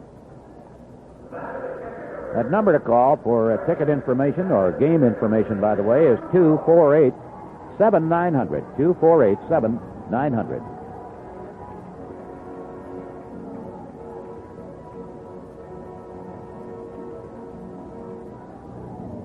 Welcome to the Jefferson High School group of 50 from Villa Park, Illinois today, and from Country Club Hills, St. Emmerich schools, well represented with a group of 40. The Schindel group from Westchester, and Eastern Michigan University, Ypsilanti.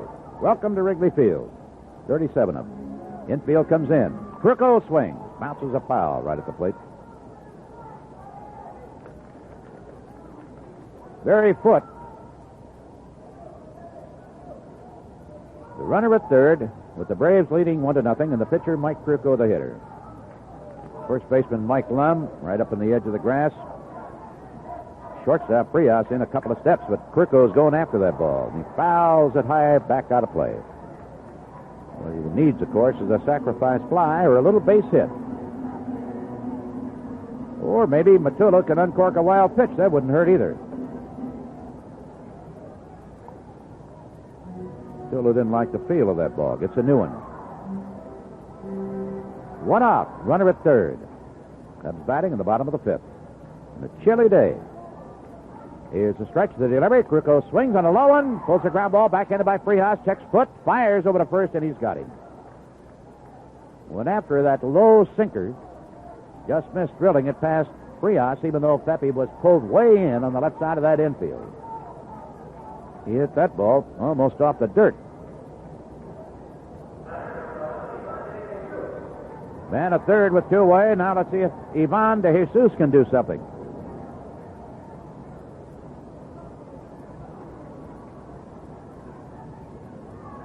So far today, he's flied to center, bounced out to third, and he's struggling with a batting average that is dangerously near the 200 mark for the year. A wind-up now by Matula, and he fires a little bit low, ball one.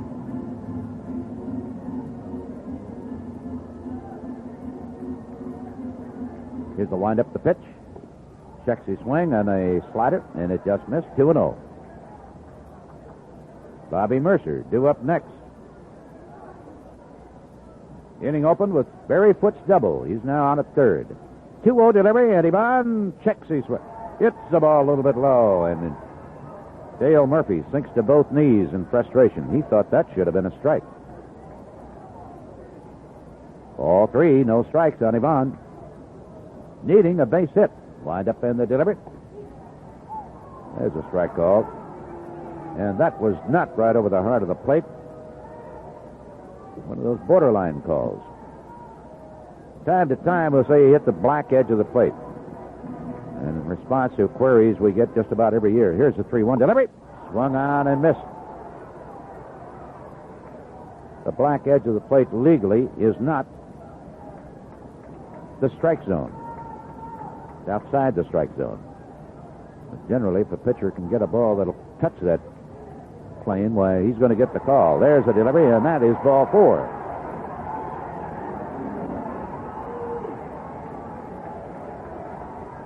So Ivan reaches on a walk, and Mercer, who walked in the first inning, then led off the fourth by bouncing out to second, steps in with a chance to tie up the game or even give the Cubs a lead.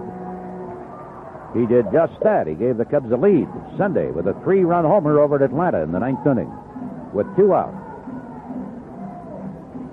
They want the second base umpire, Dave Cavanaugh, to move over. So he'll be on the first base side of the infield. And the batter won't be looking right at the umpire when the pitcher unloads that pitch.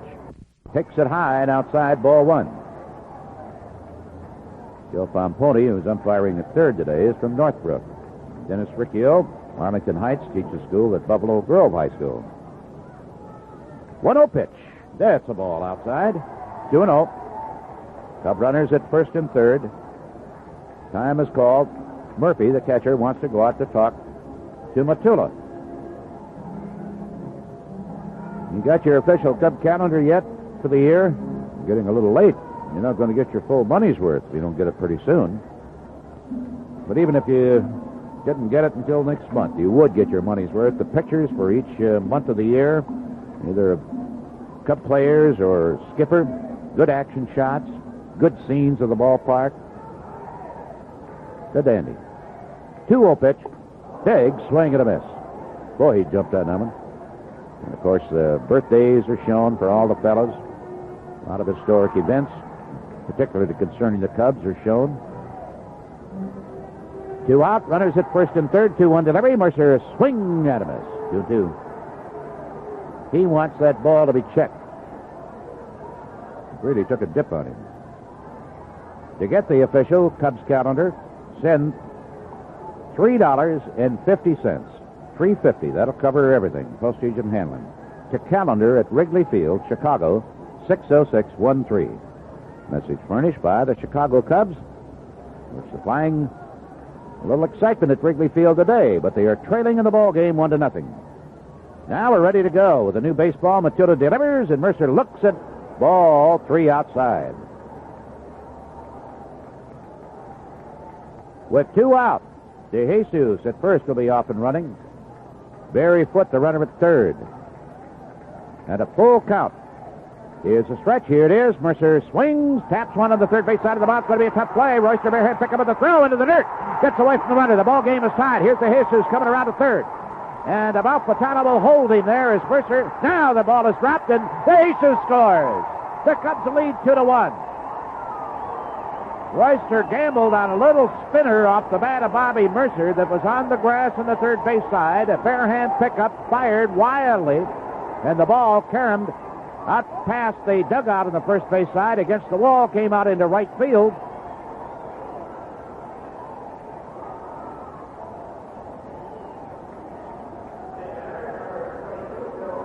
And when the Braves finally got through playing with it, they had a mild collision out there in shallow right field with Matthews and Hubbard. 2 runs had scored. Royster charged with an error, permitting the second run to score. Runner at second. Buckner swings. Well, it drives. Deep right center field. Bonnell's not going to get to it. It bounces up against the fence, and here's Mercer scoring the third Cup run of the day. It is a 3-1 ball game on Buckner's long double.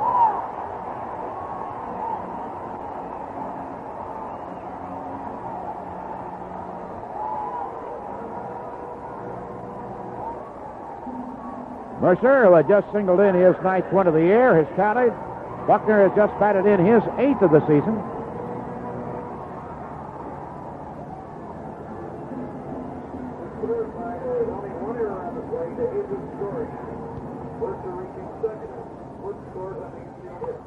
Gigman goes after the first pitch, taps a little foul on the third base side.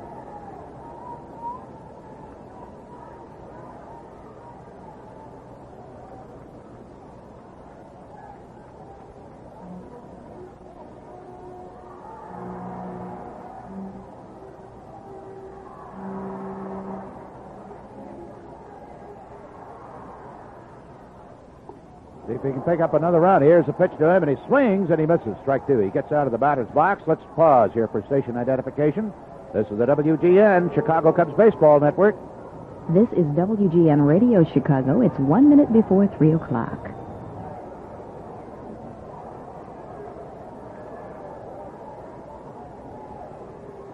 All right, Dave plants himself back in with a runner at second, 2 out. Strike 2 pitch coming up. Here it is. Swung on and missed for strike 3. But in the 5th, the Cubs come up with 3 runs. A couple of doubles, a single, and 1 error in the inning. And at the end of 5, it's the Cubs 3, Atlanta 1. The gallant band of oats. We make car buying a pleasure again. If you've been waiting for just the right small car to come along, the waiting's over. Your Chicagoland Oldsmobile dealers are introducing the totally new 1980 Omega. It's the Oldsmobile of small cars with all the Oldsmobile engineering excellence you've come to expect, including front-wheel drive and McPherson spread suspension. Your gallant men offer Omega in 4- and 6-cylinder models and body styles to suit every taste. The practical Omega, the luxurious Omega Brougham, and the sporty Omega SX. Small and maneuverable outside, surprisingly roomy inside. There's never been a small car like the Omega. Visit your Chicagoland Oldsmobile dealer and test drive the totally new 1980 Omega. The gallant band of oats. We make car buying a pleasure again. The gallant band of oats. We make car buying a pleasure again. The gallant band of oats. Listen, wouldn't a McDonald's Big Mac taste good right now? It's the one and only taste. One and only taste. For all you rock and roll fans. One and only taste. One and only taste. For the country and western band. It's the one and only Big Mac from the one and only place. Nobody else can duplicate that one and only taste. At McDonald's, we do it all for one and only taste for you.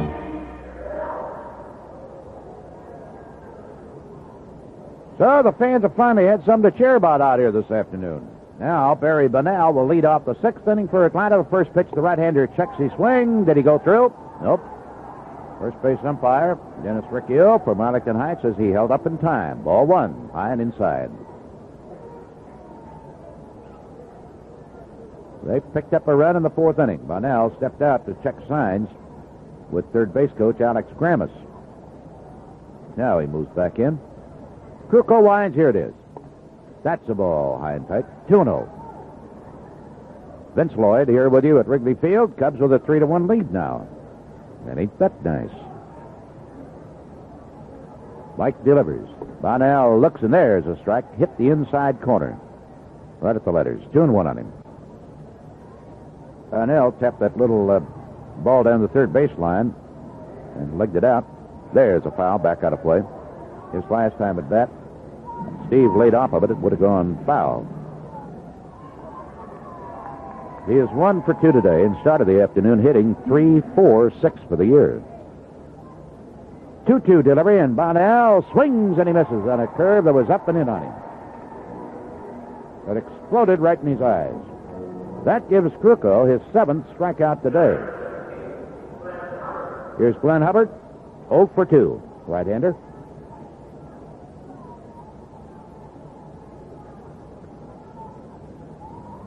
Oh, 1 delivery. He looks at a ball a little high, fastball.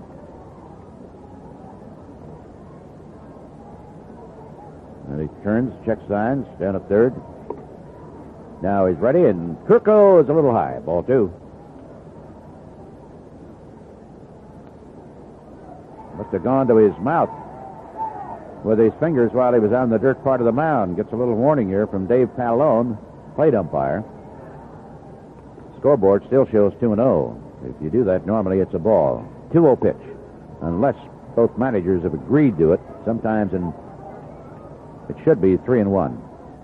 That was a strike. He was charged with a ball for going to his mouth with his fingers while he was on the dirt part of the mound. There's a strike. 3-2. Wind up by Mike. Ball 4, high and tight.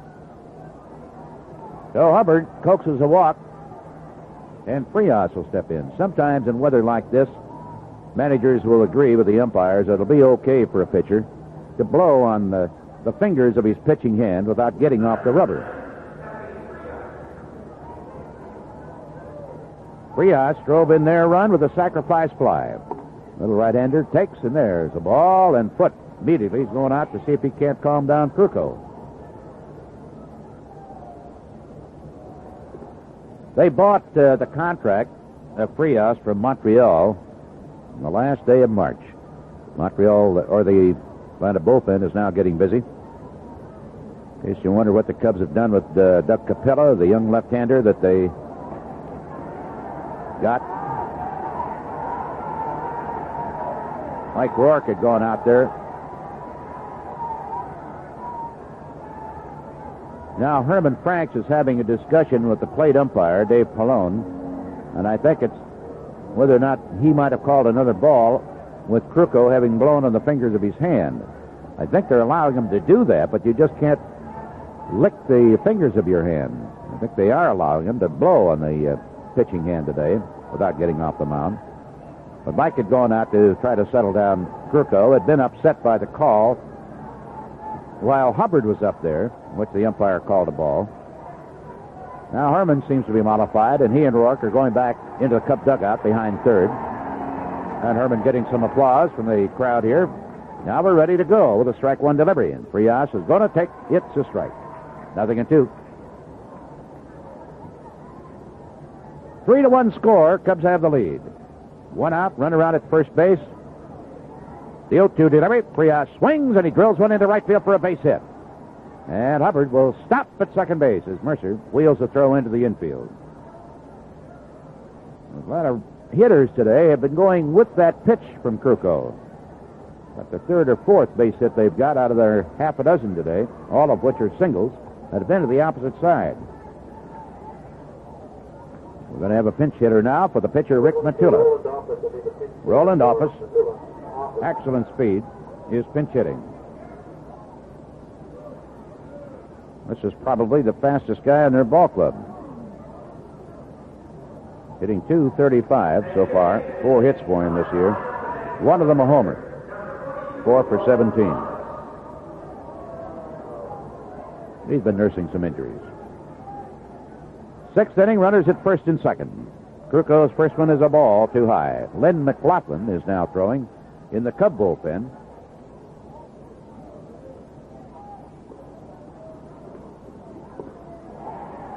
It's a swing and a miss. Ball 1, strike 1. And the left-handed hitting Roland Office.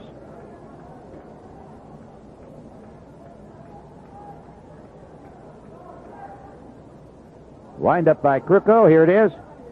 Curve into the dirt. Nicely blocked by Barry Foote. Ball 2, strike 1. Mike is struggling just a bit here. Cubs came up with 3 runs in the bottom of the 5th inning and are nursing a 3-1 lead here in the 6th with 1 away. 2-1 pitch. Big swing and a foul back up onto the net. 2-2. Charlie Schreiber, how are you? Coming off a successful season now as general manager of the Chicago entry in the World's Basketball Association, and doggone, we were pulling for you. Thought the girls were going to do it against Iowa. Thank you. We thought so, too. Charlie, you're beginning to resemble very much physically the sport that you represent in the front office, you know? I'm beginning to get a Vince Lloyd silhouette. What's going on with the gals?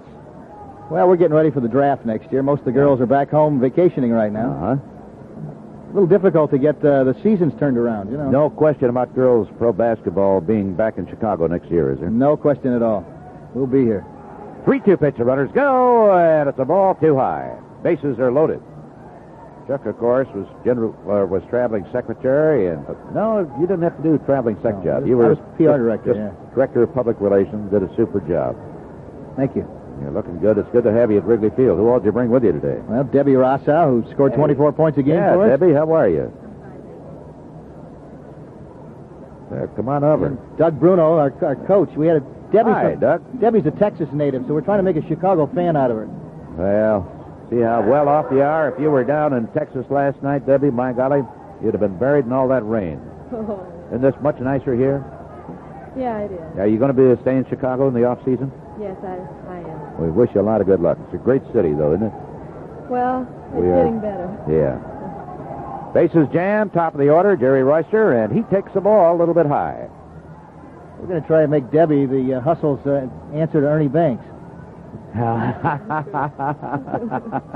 Well, you're a lot prettier than Ernie, I'll tell you that.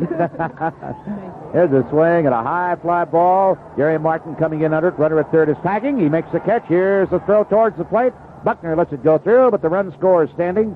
Coming across was Hubbard, and that makes it a 3-2 ball game. And sacrifice fly for Royster, his 8th RBI of the year. The Cubs are going to appeal that he left too soon at third base, but third base umpire Joe Pomponi says, it was legal. Atlanta had one like that called against him in a game against the Dodgers this year. And Bobby Cox says it is the one ruling that he has seen by an official that has really cost him a ball game. You never had officials do anything that upset you in a basketball court, did you, Debbie? Huh? Well, you're a lovely gal and a super basketball player, too, from the Chicago Hustle. Here's Gary Matthews. Runners at first and second. Checks his swing, the fastball a little bit high. You play any softball or baseball, Debbie? Did you play any softball or baseball? Oh, I'm sorry. You were watching the game. There's a swing and a foul back out of play. No. Looks like an easy game from up here, doesn't it? Yeah. Yeah. Dad, come on over a minute. That Bruno, our coach. Debbie, thank you much. Runners at first and second with 2 away. And a 1-1 delivery from Kruko. It is strike call. Doug, were you fairly well satisfied with what happened with the Hustle this year? There's no question about that, Vince, that overall the season was a successful season, even though we ran into some rough water in the playoffs. Kruko delivers a slider just outside. Ball 2, strike 2. And you are looking forward to the draft, I guess, and your contract has been renewed for next year, or has anything been said about it? Charlie Shriver's always hanging with a guillotine over my neck. Yeah. But, he's a tough guy to work for, he and John Garrity. When you signed, it was for 2 years, though, Yes, wasn't it was. Yeah. And understand that Charlie wants to extend it for another 10. I thought it was 20. Well, it was a lot of fun anyway. Just too bad that you couldn't have played 2 out of the 3 against Iowa in Chicago. That was the tough part about it. Yeah. We still had that last ball game. We just didn't get it. So 2-2 pitch. Let up on, and a high fly ball. Kingman going back. It's hit pretty well, but he's got room, and he grabs it in front of the warning track in left field. The side is retired. But Bruno, thank you much. Minto, it was my pleasure. At the end of 5.5 innings of play, Cubs 3, Atlanta 2. Now is the time to begin putting together the season's new wardrobe. And the folks at Carroll's Men's Fashions would like to remind you that now is a better time than ever to shop at Carroll's. Pick up that new suit to keep you tastefully in style this season. And Carroll suggests the very practical Combinaire by Botany 500, a suit with reversible vest and second pair of contrasting slacks that turns into 5 different outfits. You know the Botany label means real value on fashion that's comfortably in style anytime, any place. Completely American-made. It's constructed of the textured fabric of Klopman polyester, which gives you wrinkle-free good looks all day. Carroll's brings the Botany Combinaire to you in an incomparable range of sizes for $175. Ask Bud Goldberg, manager of the Hillside store, to fit you into a Combinaire. Or stop in at any one of the 9 Carroll stores serving Chicagoland. Look for them in your phone book. That's Carroll's with a capital K. Listen, people, look what's here. To find a new career. The Sometimes Job Mart's here. You'll get a real head start to new job opportunities in the secretarial, data processing, engineering, production, and clerical fields with this Sunday's Sun-Times Job Mart. Don't miss it. There's a real future in it. Dream your dreams and get your start with the Sun-Times Job Mart.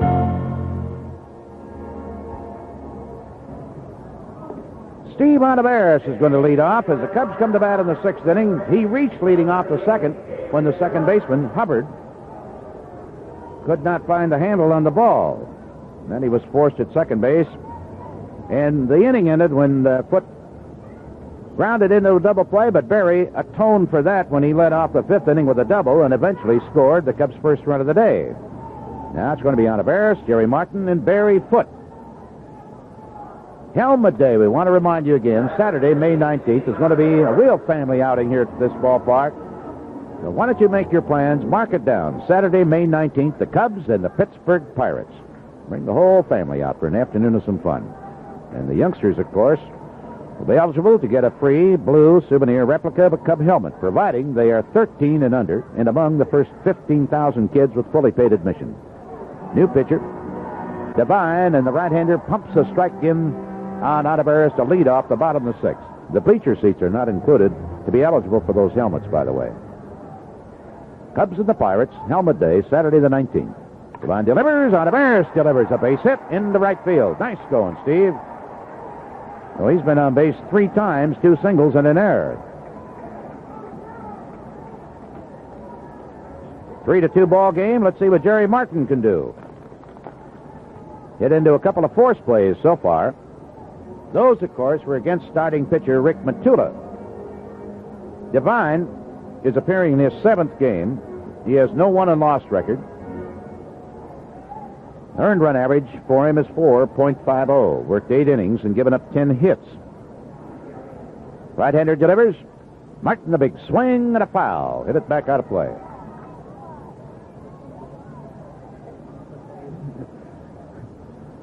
Jerry Martin wears uniform number 28. Yeah, it did belong to Jim Heckman, who's now down in Tennessee at Henning. What a super guy. Here's the pitch. Martin swings. Well hit, right center field. Bonnell on the run to his left. He makes the catch shoulder high, puts on the brakes and wheels a throw in. Martin with a hard line drive. But there's one gone. That'll bring up Barry Foote.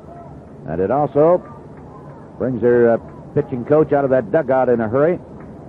One of the Boyer brothers. One time there were 3 or 4 of them in the majors, and of course his brother Ken is now back in the majors coaching or managing the St. Louis Cardinals.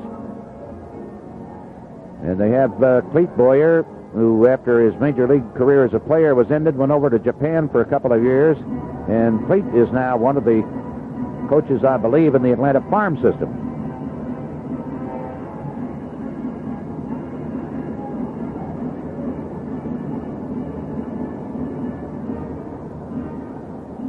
But is hit into a double play, doubled so far today. 3-2 score, the Cubs leading by 1 here in the 6th. Devine's first delivery. Barry's going to take a fastball low and inside.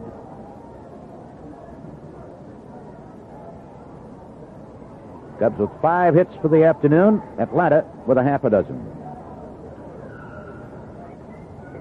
Here's the stretch of the delivery. Barry takes, and there's a strike called in the inside corner. He's not too pleased with that. Gets out of the batter's box.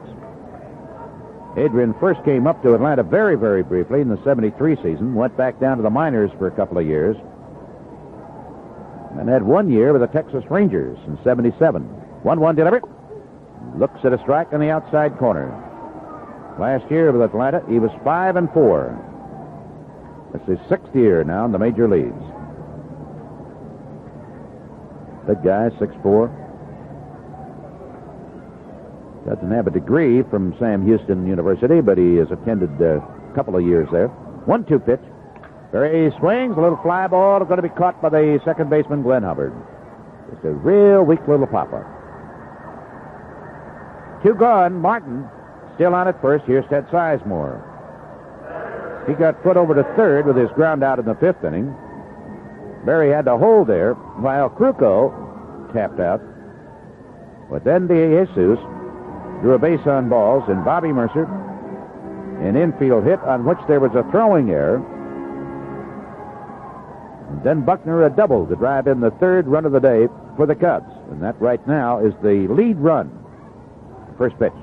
Sizemore takes it, the ball in too close.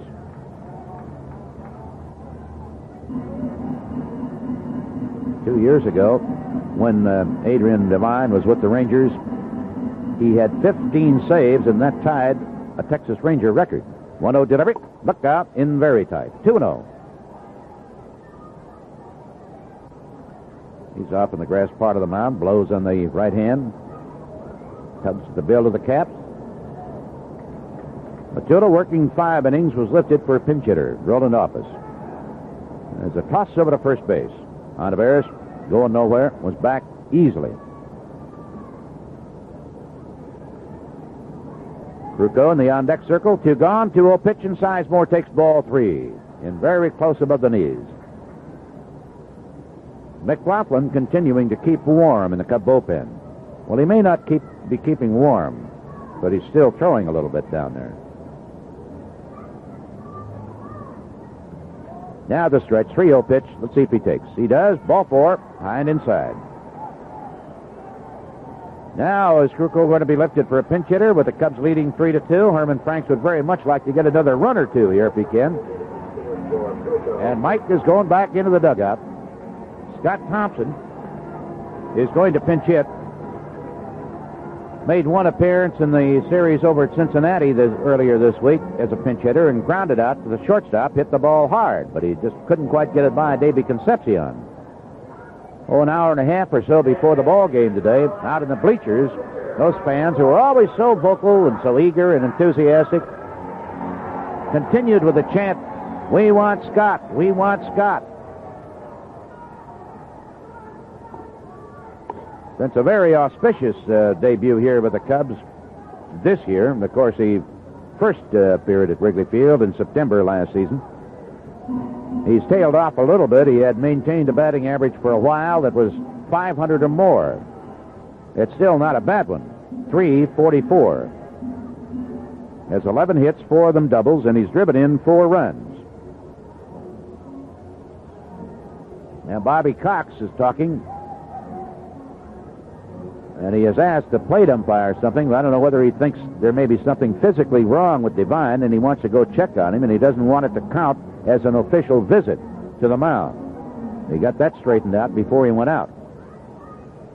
Asked Devine a question with the umpire standing right alongside. Devine nodded his head, said yes. Well, Cox satisfied, leaves the field. he does have a left-hander throwing in his bullpen down the right field line. And it's the guy that I kind of thought he might go to last Sunday in that ninth inning, but he didn't, Craig Skoke. Then he went to Garber, and Garber was victimized by Bobby Mercer. But Thompson pinch hitting for Krukow, the pitcher, with Cub runners at first and second, 2 out. First pitch. Ball low and outside.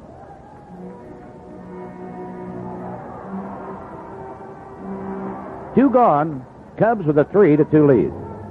Remember now, the Saturday and Sunday games start 15 minutes earlier than the Sunday contest here. 1-0 pitch coming up on its way. Swung on, fly ball, left field, should be caught. Burrows going back, carrying well. Hey, almost missed it. But he reached back over his head just before he got to the vines and grabbed the ball one-handed. Scott Thompson pulled a real good charge into an opposite field liner, but that retires the Cubs in the 6th inning, and we go into the 7th with the Cubs still leading 3-2. When you need a reference book on hundreds of values for your lawn, garden, and home, refer to True Value Hardware Store's spring and summer catalog. Hi, Pat Summerall to tell you that right on the front cover you'll find their Lawn Chief 20-inch rotary mower that's packed with features, like a powerful 3.5 horsepower Briggs & Stratton engine with an easy pull starter, 5-position height adjusters, a fully baffled steel deck, and an anti-scalp disc. Yet it's priced at just $119.99. True Value Hardware Stores also offer their True Test 60-foot rubber vinyl garden hose for just $12.88.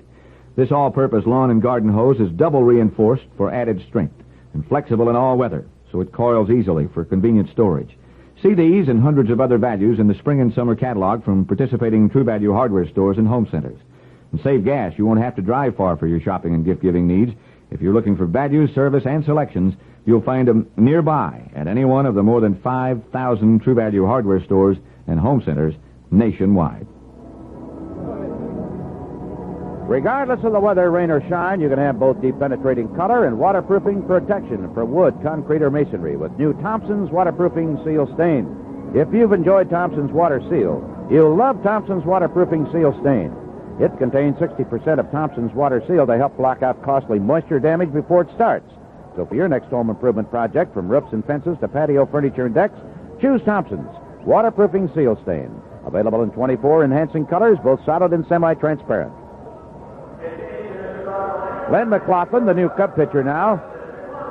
Let's see if we can hold on to the lead. Jeff Burrows, who has walked and singled, hit into a force play. Going to be leading off, and he doggone near misjudged that line drive off the bat of Thompson, and that would have been embarrassing for him, to say the least. But he made a recovery at the last moment, and that's all that counts. He caught it. Krukow today worked 6 innings, gave up a half a dozen hits, struck out 7, walked 2, and 2 runs. First pitch to Burrows, a swing and a foul tip into the middle of every foot, strike 1 count. So Lynn being used both as a starter and reliever. Right-hander pumps one in for a strike right at the letters. Now he's out in front of Burrows, 0-2. Adebaris guarding the line. McLaughlin delivers a little bit high. Ball 1, strike 2 count. Dennis Lamp tries to make it 3-0 tomorrow. In the bullpen, down the left field line for the Cubs, Bruce Sutter is doing some throwing. Lynn gets his sign, steps back. The veteran's next one, swung on, tap foul. Hey, nice catch by a customer in the first row. Over on the third base side. That ball came off of Burrows' body, jumped right into this guy's hands. 1-2.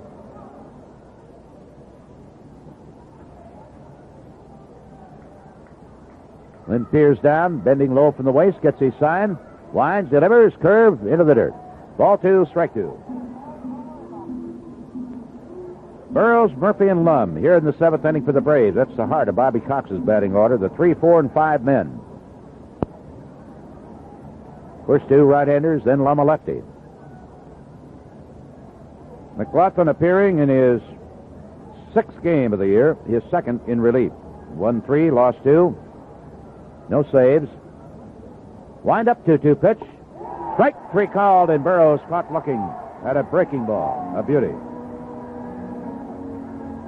That brings up Murphy, who was caught looking at strike 3 back in the 3rd inning with the bases loaded, and that retired the side. Murphy singled in the 5th. He's 1 for 3 off Krukow today. Cub staff earned run average starting today is not too bad, 3.65.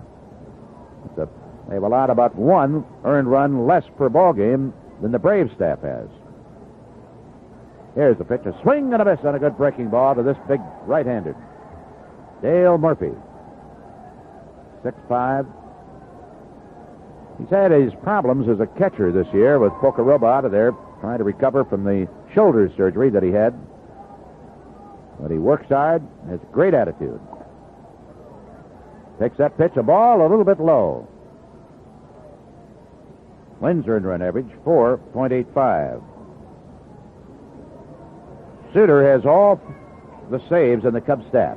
1-1 pitch, half swing, and he rolls one down to the first baseman, Buckner. He's got it. Comes over to first base in time for the out. With a check swing like that cost the Cubs a ball game over in Atlanta, Jeff Burrows checked his swing.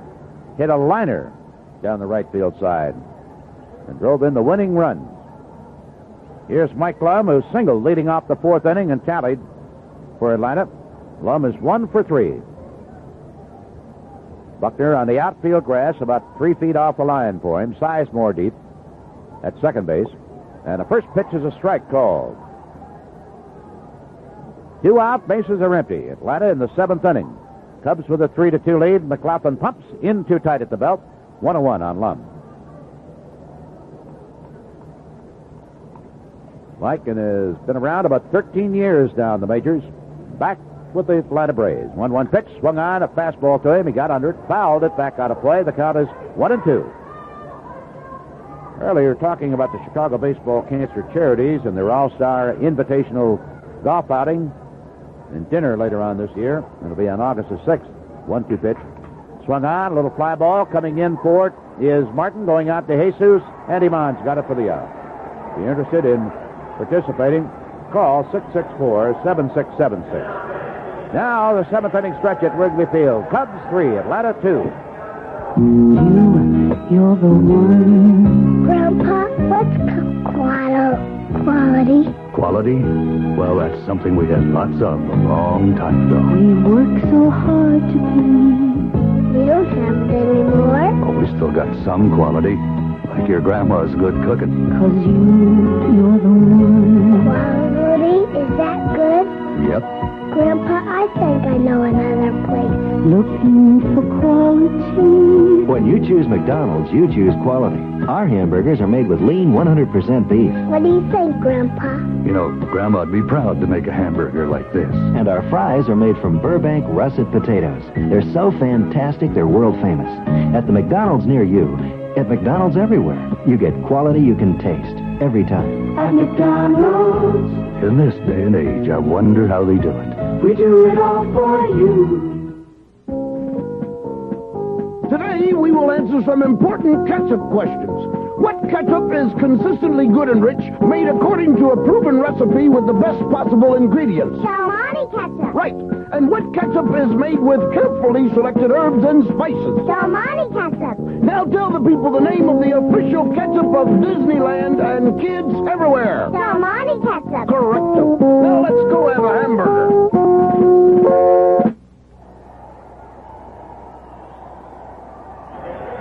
New pitcher, Craig Stoke, the left-hander. And Ivan de Jesus will be leading off for the Cubs, who go to bat here in the bottom of inning number 7.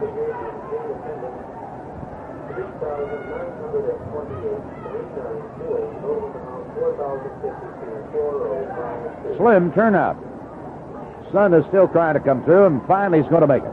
Left-hander winds. Ivan takes. It's a ball a little bit high. Let's pause for station identification. This is the WGN Chicago Cubs Baseball Network.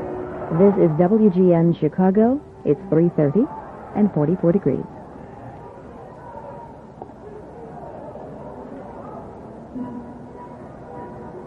Scope delivers. Ivan looks. And that's a strike. Ball one, strike one on Ivan. Walked and scored in the 5th inning. Left-hander fires. There's a strike at the letters inside corner, and Ivan can't believe that call. He thought the pitch was inside. He's 0 for 2 officially today.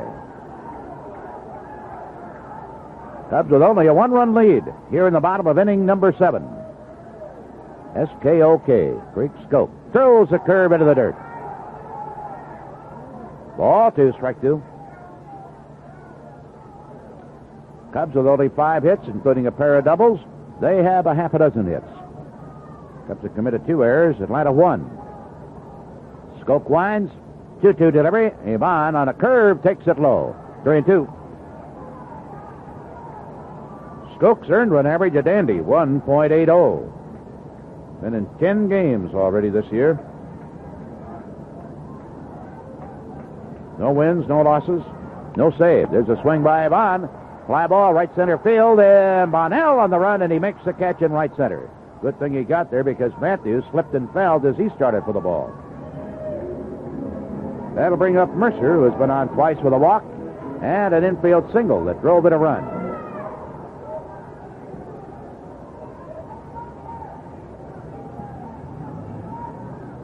Bill Buckner moving into the on-deck circle. Cubs got all 3 of their runs in the 5th inning. 3 hits, an Atlanta error, throw by Reusser, the third baseman.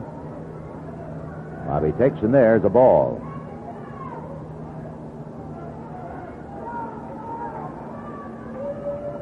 Oak spent part of last season with this ball club. Pumps a fastball in too close, 2-0. A bad record on the face of it. At Richmond, their top farm system, he was 1-5. Then he comes up to the big ball club and won 3 and lost 2. Delivers, and Mercer looks at a strike, a fastball from him. 2-1.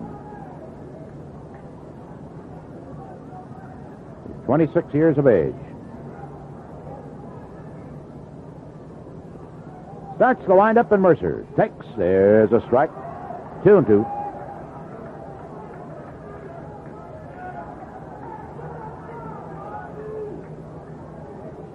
Turns around, picks up the rosin bag. And finally drops it, climbs back up on the hill, and Mercer stepping back in with 1 out, bases empty. Wind up 2-2 pitch. That broke low and outside. It's 3-2, and Mercer would not chase it.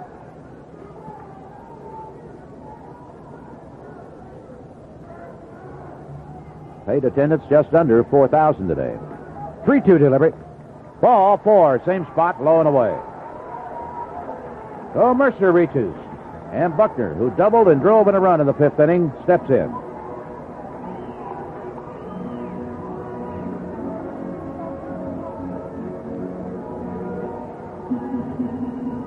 Buck 1 for 3 today, and now has 6 hits in his last 12 trips to the plate.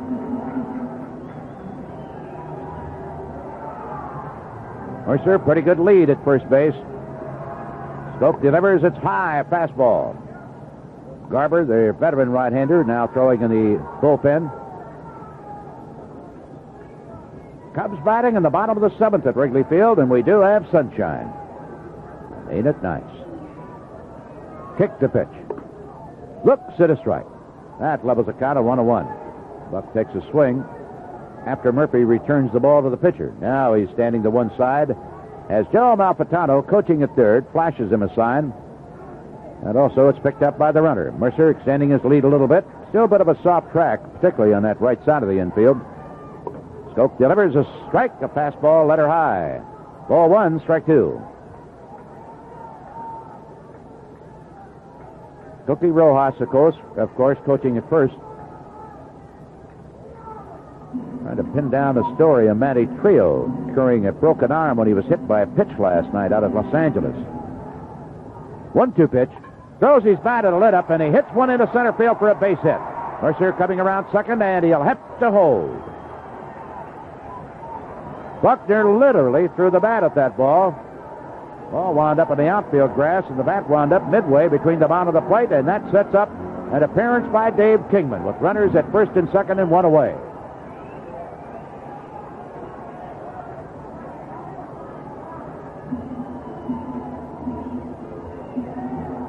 Dave has struck out twice today and walked once. Went hitless in 7 trips to the plate over at Cincy. His batting average has been dipping the last few ball games. Got a home run over at Atlanta. Wouldn't be a bad idea, Lou, for him to pump one out of here today. Bring the crowd to its feet. He hasn't hit one yet, so he's due. 2 strikeouts and a walk. little mound conference out there for the Braves. Frias, who had been out in the hill, goes back to his shortstop position.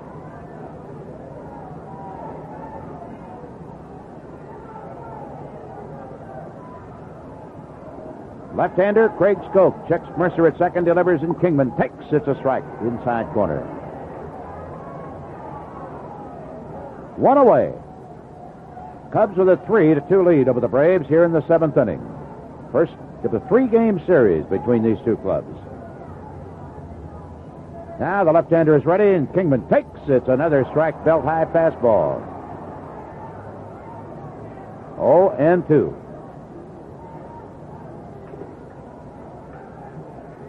Murphy looking into the dugout. They may be helping him out with some signs. Now the big catcher squats to give his sign. Skoke looks over the shoulder. Now nods his head. Goes into the stretch. 0-2 delivery. Swung out. He got a piece of that one and fouled it back. And that was a fastball up in his eyes.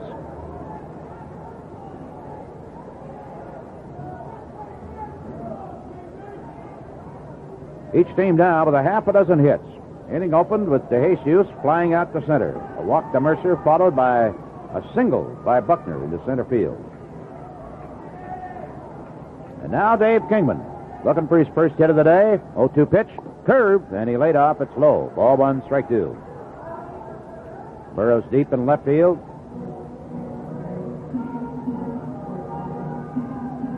Kingman, of course, robbed by Gary Matthews in an unbelievable catch over in Atlanta last weekend. 1-2 pitch. Big guy takes. It's high and tight. 2-2. Fastball to him.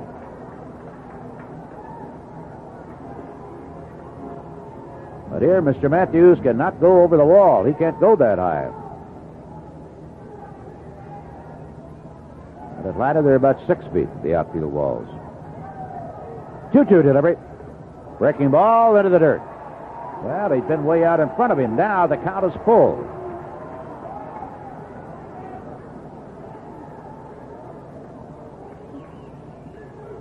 Earlier, first couple of weeks of the season, Dave had really cut down on his strikeouts. He's now fanned 22 times in 71 trips to the plate.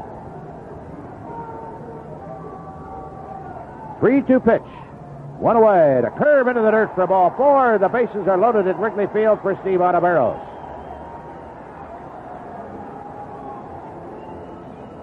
From nothing in two, he wound up walking him. So Mercer is now over at third and Buckner at second base. And an upset Bobby Cox coming slowly out of that dugout. He has Garber throwing down in the bullpen. Ontiveros, of course, a switch hitter. Bobby just now approaching the hill.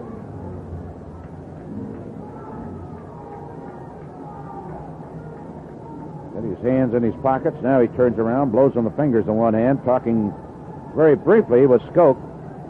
Really doesn't have too much to say to him.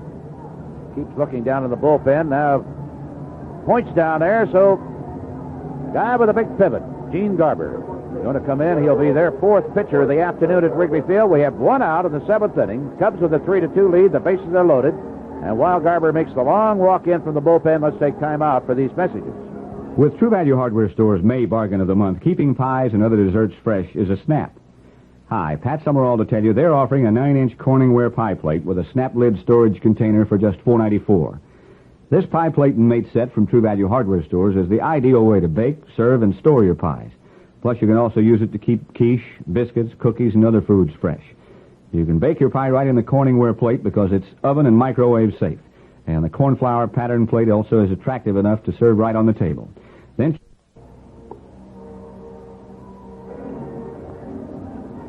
the bearded right-hander, Garber, that mighty, mighty big pivot, which he just shows the numeral on his uniform to the hitter before he swings around. And when he swung around against Bobby Mercer last Sunday with a couple of guys on board in the ninth inning, he got one where Mercer loved it. And all Garber could do is watch it sail over the right field fence for a 3-run homer, and that won the ball game for the Cubs. Now he is facing Ontiveros. It was the third home run hit off Garber this year. Tagged him with his third loss against one win. He has the 4 saves on the Atlanta staff. The bases are jammed at Wrigley Field. The sun is shining brightly. The wind continues to come in from Lake Michigan. And it still stays a bit on the cool side. Score, 3-2 Cubs. Barber ready. Pivots, delivers. Ontiveros takes the ball too low.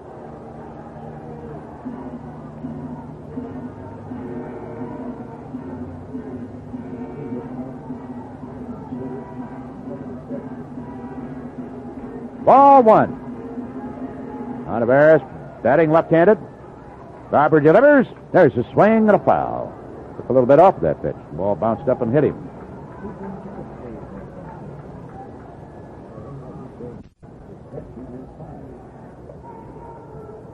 Ball 1, strike 1 on Steve.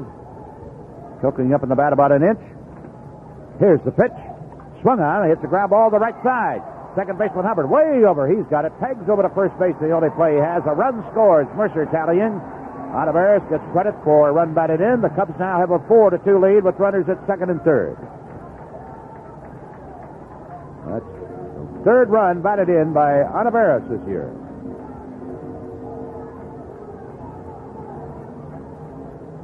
Mercer, who had walked, is now in the dugout with his second run scored today. Now first base is open. Martin is going to be the batter. They decide to put him on and take their chances with Barry Foote. I mean, Cox is going out there to talk to him. I suspect that's what he wants to be sure of, Lou. Yes, he probably is letting the decision, too, up to Garber, the veteran reliever. Martin starting the day, hitting .250, is 0 for 3, but he hit a shot hard his last time up, aligned to Bonnell in center. Foote today has doubled and scored, popped up and hit into a double play. Former teammate, so Garber should know him real well. Real well. Here's the stretch by the right-hander and the pitch. Low. They may try to get him to go after a bad pitch, and if he doesn't after a couple of them, then just put him on intentionally. Let's see what their strategy is going to be. Gary Martin, the hitter, right-hander. Garber wheels, here it is. And that's the same spot, very low and way outside. He's not going to tempt Martin or anybody, Major League ability, with those pitches. Count of 2-0. He's into the stretch. Pivots. Martin takes. There's a strike. He came up to him at the belt. Garber, of course, is the guy who helped stop Pete Rose's hitting streak at 44 last year. That's, of course, the National League record. Got him with a good changeup. 2-1 pitch. Ball 3. Fastball low and outside. The same spot where the first two were.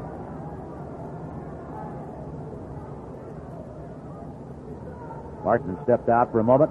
There, the trim little mustache. Readjusts the Cub batting helmet.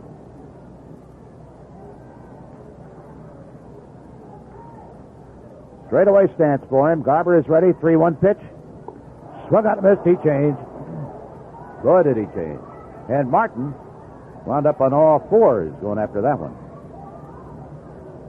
So the count is full with Dave Kingman, the Cub runner at second base. Bill Buckner over at third. Cubs now out in front 4-2. Batting in the seventh inning with 2 out. Martin dumps the bat. Veteran Gene Garber. Still studying. He's making Martin wait, and finally Jerry decides, hey, let me have time to get out of here a moment. Garber had a couple of pretty good years with Kansas City before going to the Phillies. Now back here with Atlanta. The Phillies got Dick Ruthven back for him last year. Now we're ready. 2 out, 3-2 pitch. Sidearm delivery. Swung on. He got a piece of it. Tapped it foul.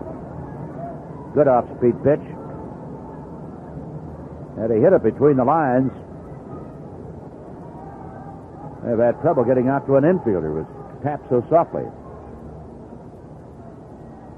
The only daytime action in the major leagues right here at Wrigley Field, as happened so often during the year.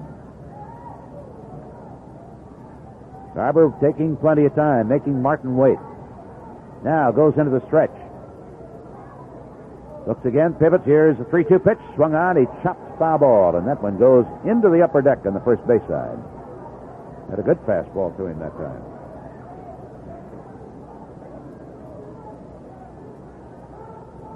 Phil Necro was captured his 200th career victory. Got it against the Pittsburgh Pirates this week. Slated to pitch here tomorrow against the Cubs' young Dennis Lamp. Got a ways to go before he gets to 200. 2 out, 2 on, and a 3-2 pitch from Garber. Martin swings, and he rips a shot that hit Bill Buckner in the right hip. And Buckner is in pain. Now he gets up. He starts to jog towards the mound. Luckily, it hit him right in the fanny, I think. Had it been up an inch or so, that could have done an awful lot of damage. Let's hope he's going to be able to stay in, that he'll be all right.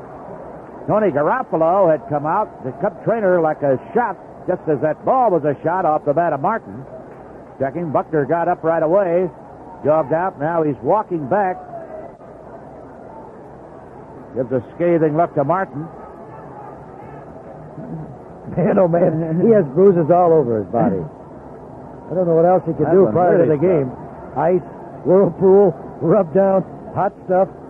He'll have to get here now 2 hours ahead of. He may not sit down for a couple of days. It'll be very gingerly anyway.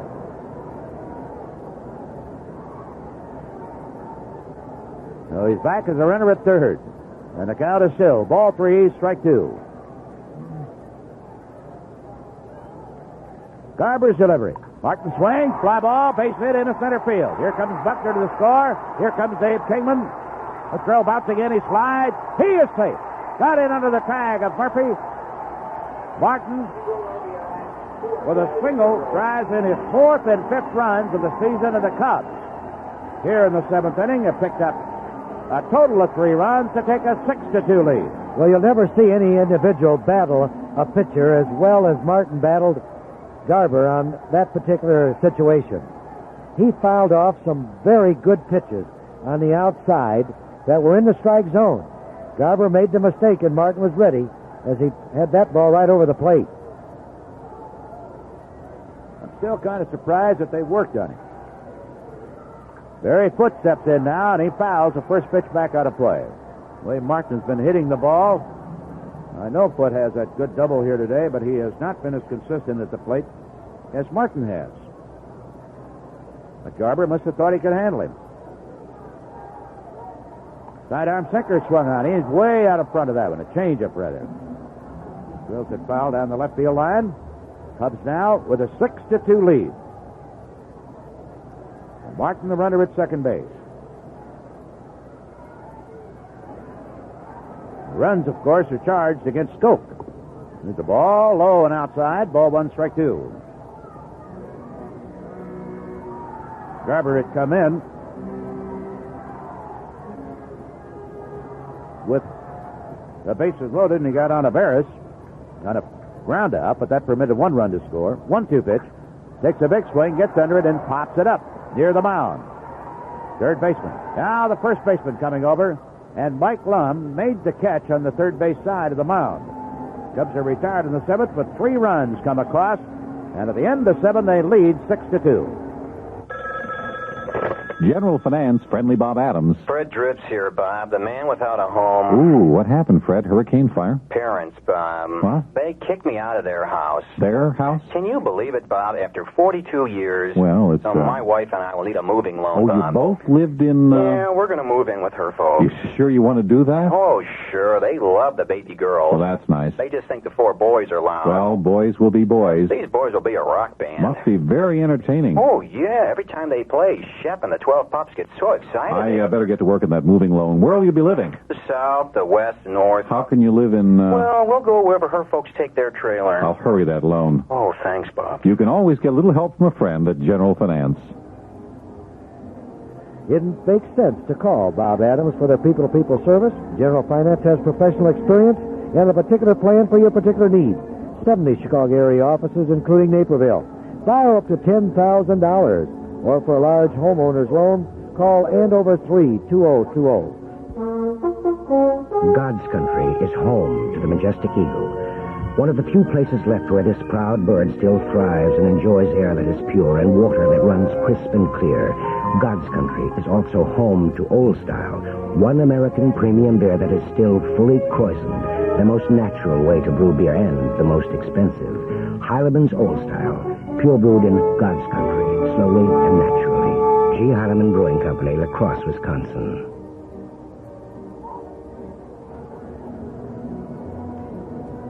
Barry Bonnell is going to be leading off against Lynn McLaughlin as the Braves come to bat in the 8th inning. After a little ball on the third base line in the 4th inning, Ontiveros came charging up the line, decided it was going to stay fair, and went after it. It looked like it would have gone foul. But Bonnell legged it out for a single. First pitch from McLaughlin sends him reeling out of the batter's box, high and tight for ball 1. He is 1 for 3 this afternoon. He's facing McLaughlin for the first time. Kruko went 6 innings here today. 1-0 pitch. Fastball in on him, and the right-hander fouls it back out of play. Ball 1, strike 1 on Barry. Good-looking young man with fine speed and off to an excellent start this year. 1-1 pitch. Swung on, he's out in front. Fouls it way down the left field line. 1-2.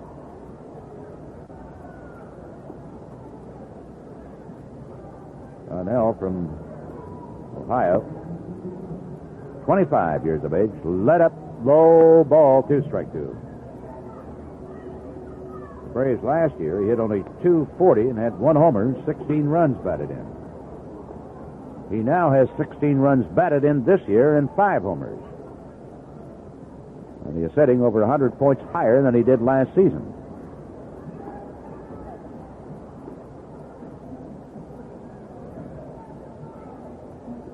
Laughlin was getting aside, and then the batter, Bonnell, turned, played umpire, wanted time. Steps out. I think it's 3-2. He called a... Well, for going to his mouth again. There's a swing and a miss. There is strike 3. Good fastball that time by Lynn.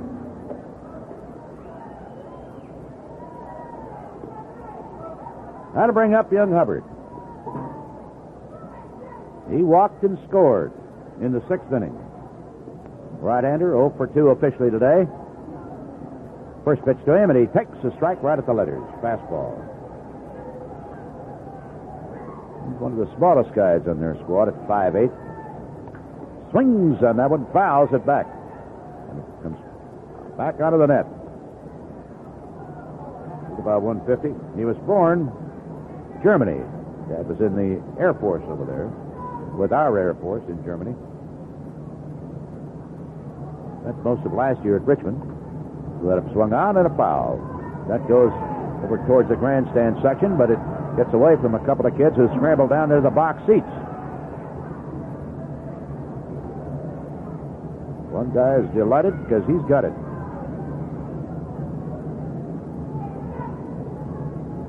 Cubs with 7 hits today and 6 runs.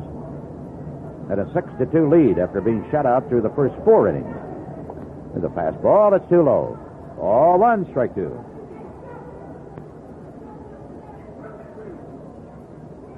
Hubbard the batter. McLaughlin winds. 1-2 pitch.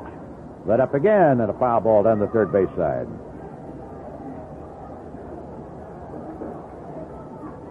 Dennis Slamp, 2-0. Scheduled to pitch here tomorrow against Phil Necro. After picking up a win against the Cubs and another one against the Pirates to run his career total to 200. We'll go into tomorrow afternoon's action against the Cubs. 3-4 for the year.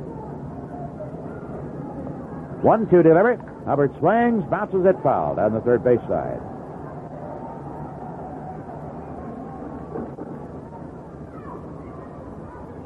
Young man grew up out in Utah.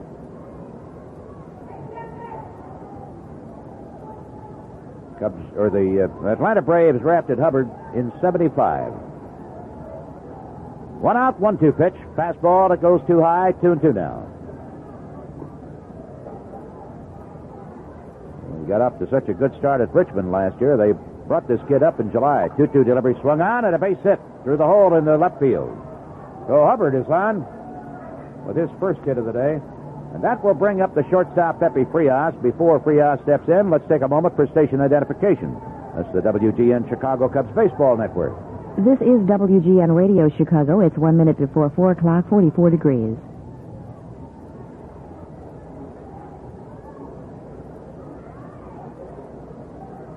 Right-hander Pepe Frias goes after the first pitch and a well-hit drive in a deep left center field. Martin, who was playing in very shallow, sees it bounce high off the wall.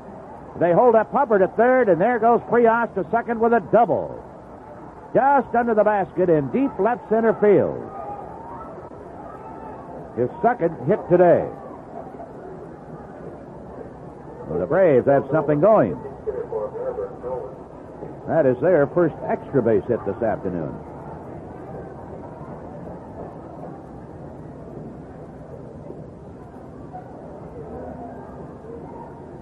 Frias pulled the trigger on a couple of pretty good shots against the Cubs over there last weekend.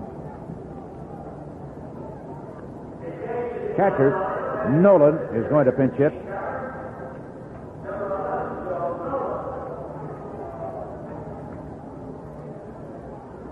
Nolan is 0 for 4 so far this year.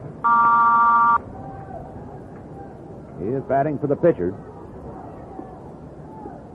Here in the 8th. So McLaughlin, with runners at second and third and one out, is going to work from a windup. Nolan, left-handed hitter. Then winds, and Nolan takes the curve low and inside, nowhere near the strike zone.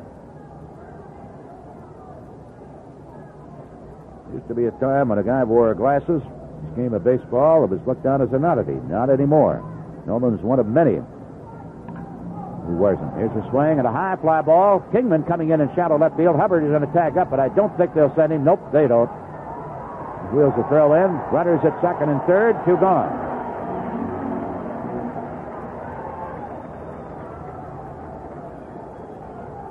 Now it's the top of the batting order for the Braves, with the Cubs leading out here at Wrigley Field, 6-2 in the 8th inning. Ball game that is beginning to stretch out a little bit. Braves counted the first run of the day in the top of the 4th, and the Cubs 3 in the bottom of the 5th inning. Atlanta came back with 1 in the top of the 6th. Cubs hit up the Braves with another 3 spot in the 7th. First pitch. Right-hander goes after it. He's late. Royster fouls it back out of play.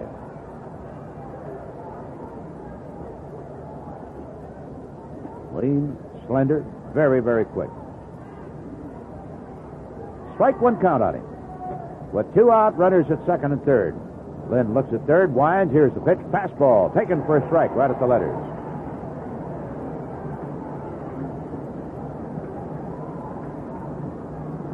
They got Royster, along with Jimmy Wynn, Lee Lacy, Tom Pachorik, Dusty Baker, and Ed Goodson, following the 75 season. 0-2 pitch. Royster looks at one that's wasted low and outside. It's 1-2 on it.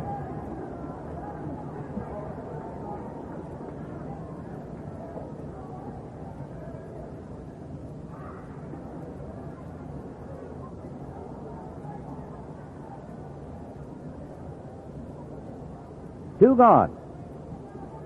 Lynn working in relief. Starts the windup. There's a swing and a bouncing foul back out of play. Looks like a good slider to him. Royster has spent a lot of time in the minors in the last 7 or 8 years, but he's also accumulated about 6 years of major league time. Never been a power hitter. Carried a lifetime average of 242 into this season. Has hit a total of 13 homers in his career. 1 for 3 officially this afternoon. 1-2 pitch. Slaps a line foul down the right field line into the upper deck. Still 1-2 on him. Got credit for driving in his 8th run when he hit a sacrifice fly in the 6th. Struck out twice, singled, stole. Off to a great start with a .361 mark, entering this series at Wrigley Field. 120 points better than his lifetime average. Runners at second and third, 2-away. 1-2 pitch, a swing, and he got a piece of that one and fouled it back out of play.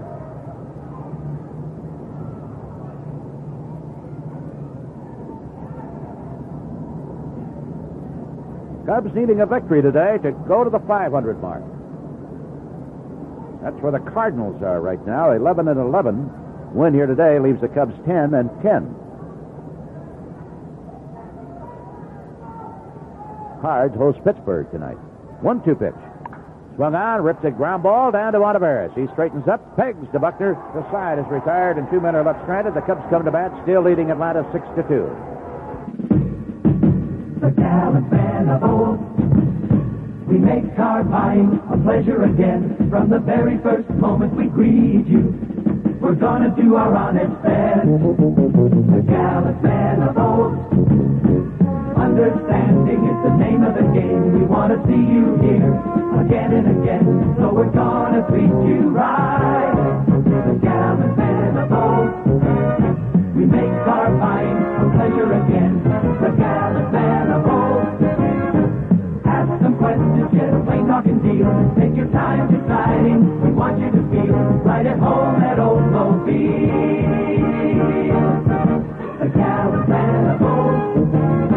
We make car buying a pleasure again. The gallant band of old. We make car buying a pleasure again. The gallant band of old.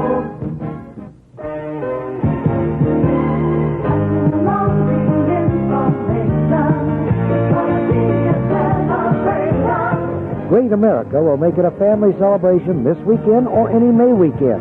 There's sport, fun, and acres of giggles for the kids, and the whole family will enjoy the new Bugs Bunny story. Make it a celebration this weekend. Great America.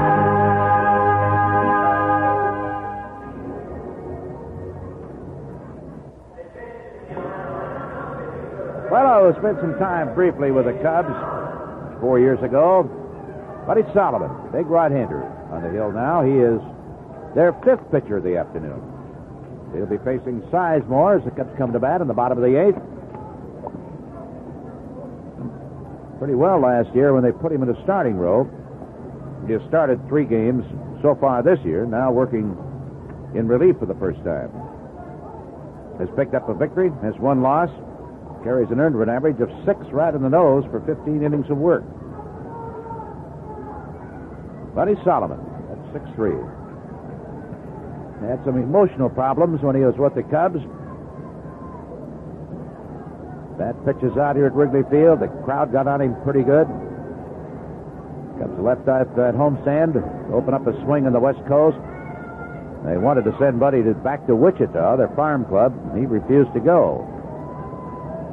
Looked for a while as though he might have terminated his major league career. Gotten himself straightened out. The Cardinal organization for a while. A couple of years ago, went with the Atlanta Braves. Up the first pitch for a strike. The breaking ball, and it's a little bit low. Ball 1, strike 1. The native of the state of Georgia. 1-1 delivery. Sizemore takes. It's a ball just missing at the knees away.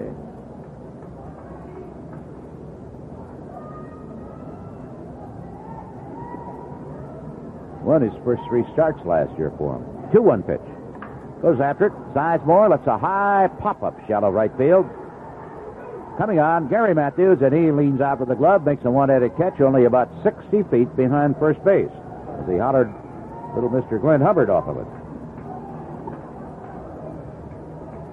Glenn McLaughlin does just about everything left-handed except throw a baseball. Going to be the batter. Cubs are carrying a 6-2 lead over the Braves. 1 out in the bottom of the 8th. Lynn is 2 for 9 as a hitter this year. Solomon's first pitch. He takes a rip at it, fouls it up under the net just in front of our booth. Vince Lloyd and Lou Boudreau here with you at Wrigley Field, and we hope to see you here again tomorrow and Sunday. Small crowd today, 3,948 paid. And not many comps in the house. 0-1 delivery. He looks at a strike. 0-2. It was 0-0 through 3 innings. And the Braves got 1 run off Krukow. The Cubs got the lead with 3 in the bottom of inning number 5 and have been on in front ever since. He's out in front of that curve, rips a long foul down the right field line, caroms off the wall out to Matthews.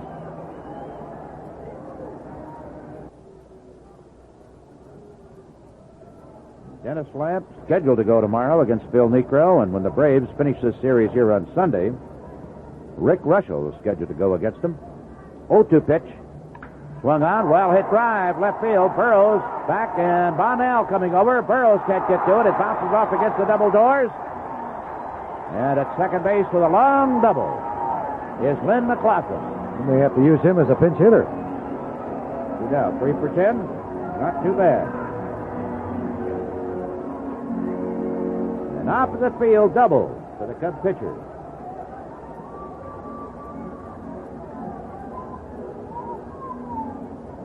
Burrow stuck the glove up in the air at the last moment, but he never got close to the ball. It was finally retrieved by Bonnell, the center fielder.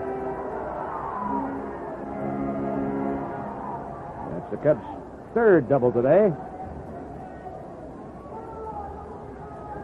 And Ivan DeJesus, who walked and scored in the 5th inning, steps in. He's playing fly ball. Bonnell at the track of this one should make the catch. Then McLaughlin tags, but he's not going to try to advance. 2 gone as Ivan goes after the first pitch in 3 times today. The Cubs shortstop is flied out to the center fielder. Here is Bobby Mercer, who's walked twice, singled once, batted in a run, and scored 2 runs. 2 gone here at Wrigley Field, bottom of the 8th. The Cubs carry a 6-2 lead over the Atlanta Braves. Montreal cooled off by San Diego last night, 10-2. Had their 7-game winning streak ended, but the Expos still have the best record of any Major League ball club. There's a ball. They're 15-6. 7-14 percentage. Cubs striving to get to 500 here today. Better do it. 1-0 delivery. That's a ball outside.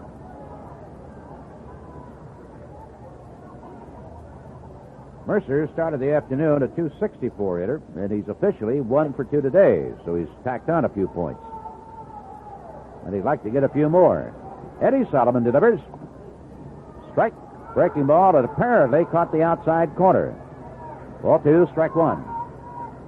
Bobby steps aside for a moment.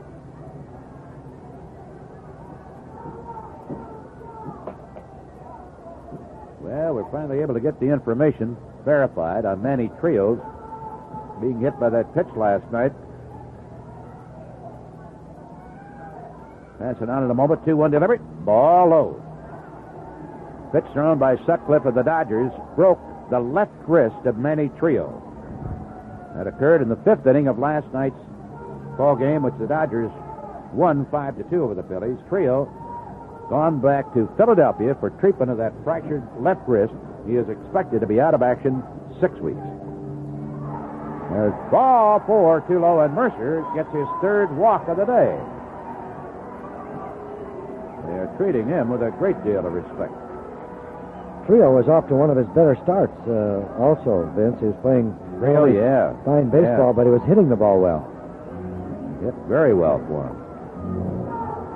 And they've got to miss him. Last night, Rudy Mioli replaced him. Bobby Mercer will get the rest of the day off, and the speedy Sam Mejias going in to run for him, and will stay in the outfield, I'm sure.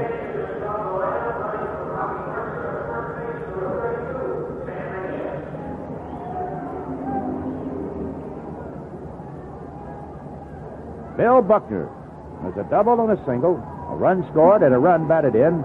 Stepping in now against Solomon, a right-handed pitcher. First one. Takes it a little bit low. Ball 1.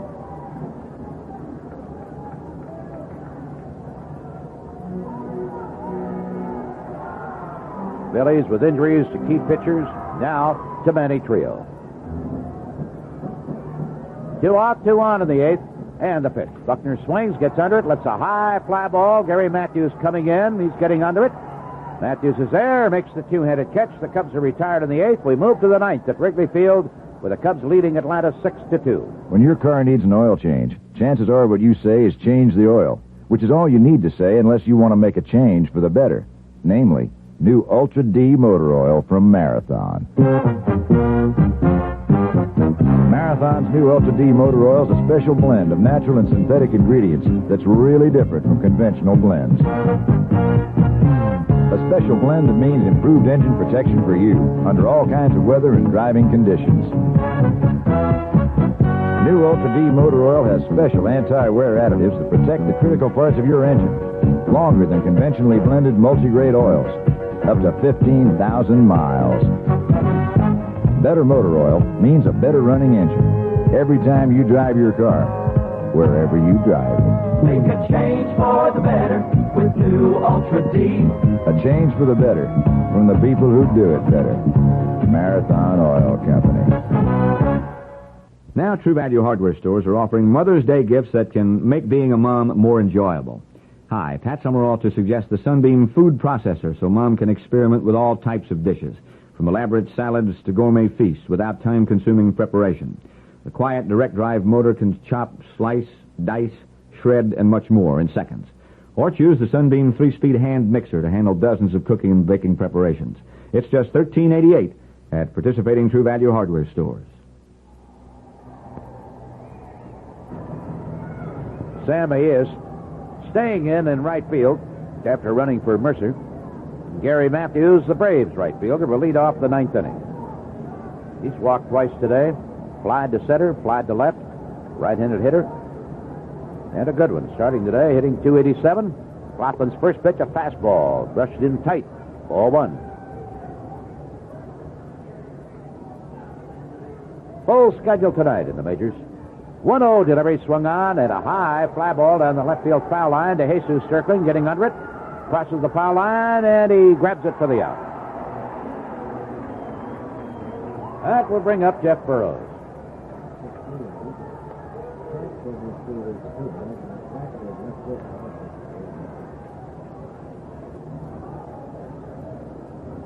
Burrows, a walk and a single. Looked at strike three when he led off against McLaughlin in the seventh inning. He was the first Atlanta batter to face Lynn. He's 1 for 3 here this afternoon. Later report out of L.A. says the trio, there's a swing and a fastball and a pop-up in the first base side. Foul territory. Buckner giving chase, but he can't get to it. And the first customer who had a real good opportunity to get that souvenir blew it. Not only dropped the ball, but lost the souvenir. Shame, shame. Later report says that Trio is not going to have to wear a cast, will not have to wear a cast on that broken left wrist. They are speculating that he might be able to get back in action in about 3 weeks. Hit by a pitch ball last night, and they lost to the Dodgers. Foul ball off the bat of Burrows, lines up in the boxes, way down the right field line. There are all kinds of fractures and an awful lot of bones in the wrist.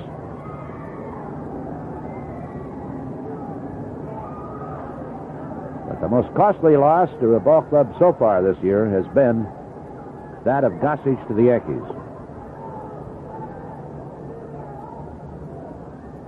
Certainly the most costly from a money standpoint. If that plaster that the Yankees hung on Gossage holds up, 1-2 pitch, look out. That's inside. 2-2. Bases are empty. Come on, let's get this over with. 6-2, Cubs. Makes a nice final score. 2-2 delivery. Swung on, and he rips a shot. Right past McLaughlin into center field. He tried to get him with a fastball, and Burrows was ready for it. Here's Dale Murphy, who was singled back in the fifth inning. His only hit today in 4 at-bats. Mike Krukow would pick up the win here today unless the roof caves in.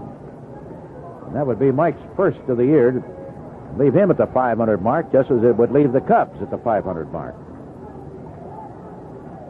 Well, then into the stretch. And Murphy takes the curve, low and outside. Ball one to this big kid. He went to right field when he singled in the fifth. And he grounded out to Buckner when he was fooled by McLaughlin in the seventh. 1-0 delivery. Fastball this time, and he is low and outside with that one. 2-0.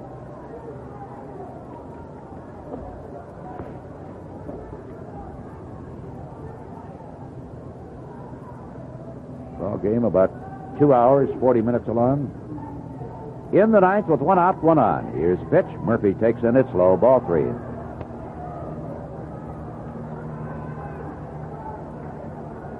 Suter, who had been up a couple of innings ago, has gotten up again at the Cub bullpen.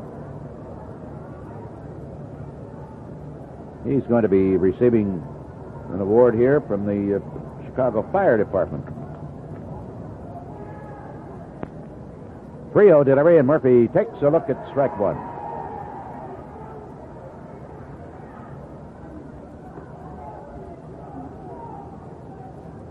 Just throw some strikes out there, Len.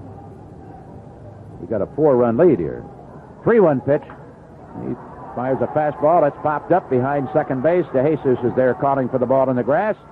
He's got it. 2 gone. Last hope of the Braves, Mike Lum. Singled and scored in the 4th. It's 1 for 4 today. Atlanta with 9 hits, the Cubs with 8, but the Cubs lead by 4 runs with 1 out to go. McLaughlin's second relief appearance of this young season.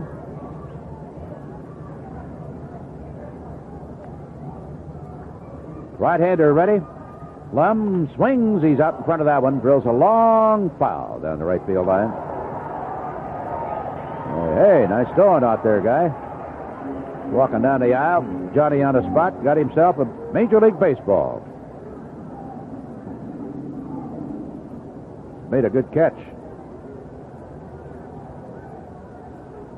Lynn bending forward, getting a sign. They're not paying any attention, of course, to Burroughs at first. Now the pitch to Lum swung on, and a high fly ball to center field. This game should be over. Martin is there. Jerry's got it.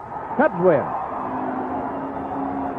Back to the 500 mark. The final today, the Cubs 6, Atlanta 2. General Finance, friendly Bob Adams. It's Susan Slava, Bob, and I need an emergency loan. Oh, what happened, Susan? A pipe burst in the basement, Bob. It was a regular flood. Well, an emergency loan can help. Oh, good, because we're really getting hungry. Hungry? Well, the water got in the pantry and washed off all the labels on the canned goods. So now you can't eat. Oh, we eat, but we discovered some strange combinations when we opened up the cans. I see. Like we served the in-laws chocolate syrup and bacon bits. Well, I'm sure they understand. Well, they did until breakfast when they got smoked oysters and sauerkraut. We can rush that loan, Susan. Oh, thanks, Bob. Hey, can I send you a can of asparagus spears? No, that's, Or is this cat food? When you need financial assistance, General Finance has a plan to fit your needs.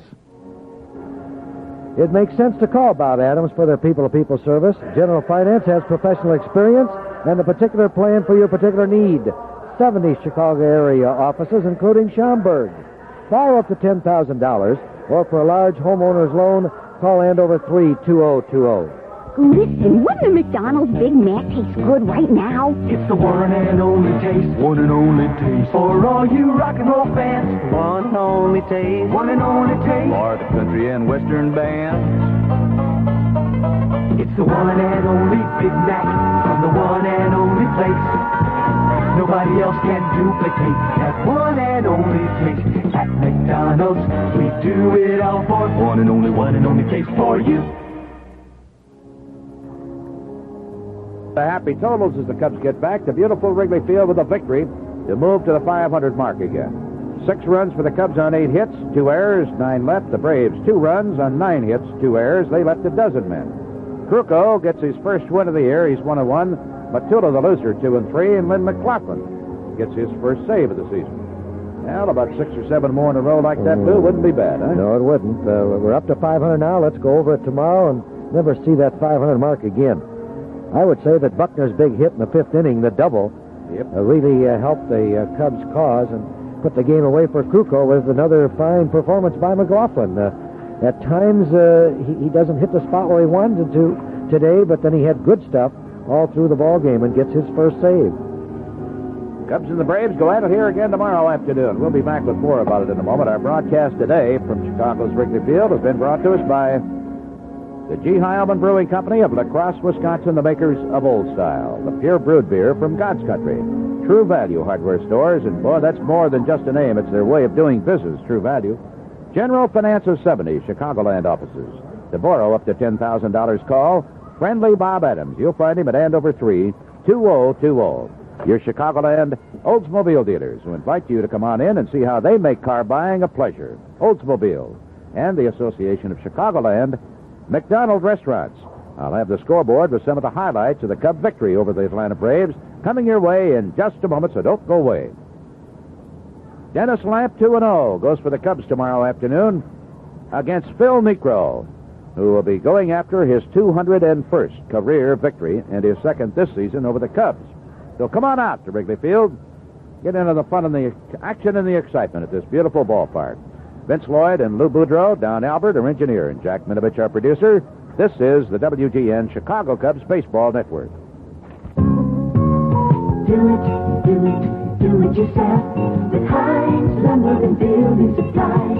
We can help you do it yourself with Heinz Lumber and Building Supplies. The best lumber and tools are yours to choose, and our people can tell you just what you need. If you've got an outdoor project plan, come to Heinz Lumber and get their durable, all-weather treated lumber. Whatever you're building, deck, fence, outdoor storage, you name it, all-weather lumber from Heinz can make it last. It's top-grade Ponderosa pine, chemically treated with preservatives and kiln-dried twice to prevent rot and decay. So you get years of maintenance-free beauty from a wood that never needs paint or stain. Your Heinz Lumber professional has all the tools and materials you'll need for any outdoor project. Remember, when you do it yourself with all-weather lumber, Heinz helps you do it right. There's a Heinz Lumber Home Center in St. Charles at 2000 West Main Street.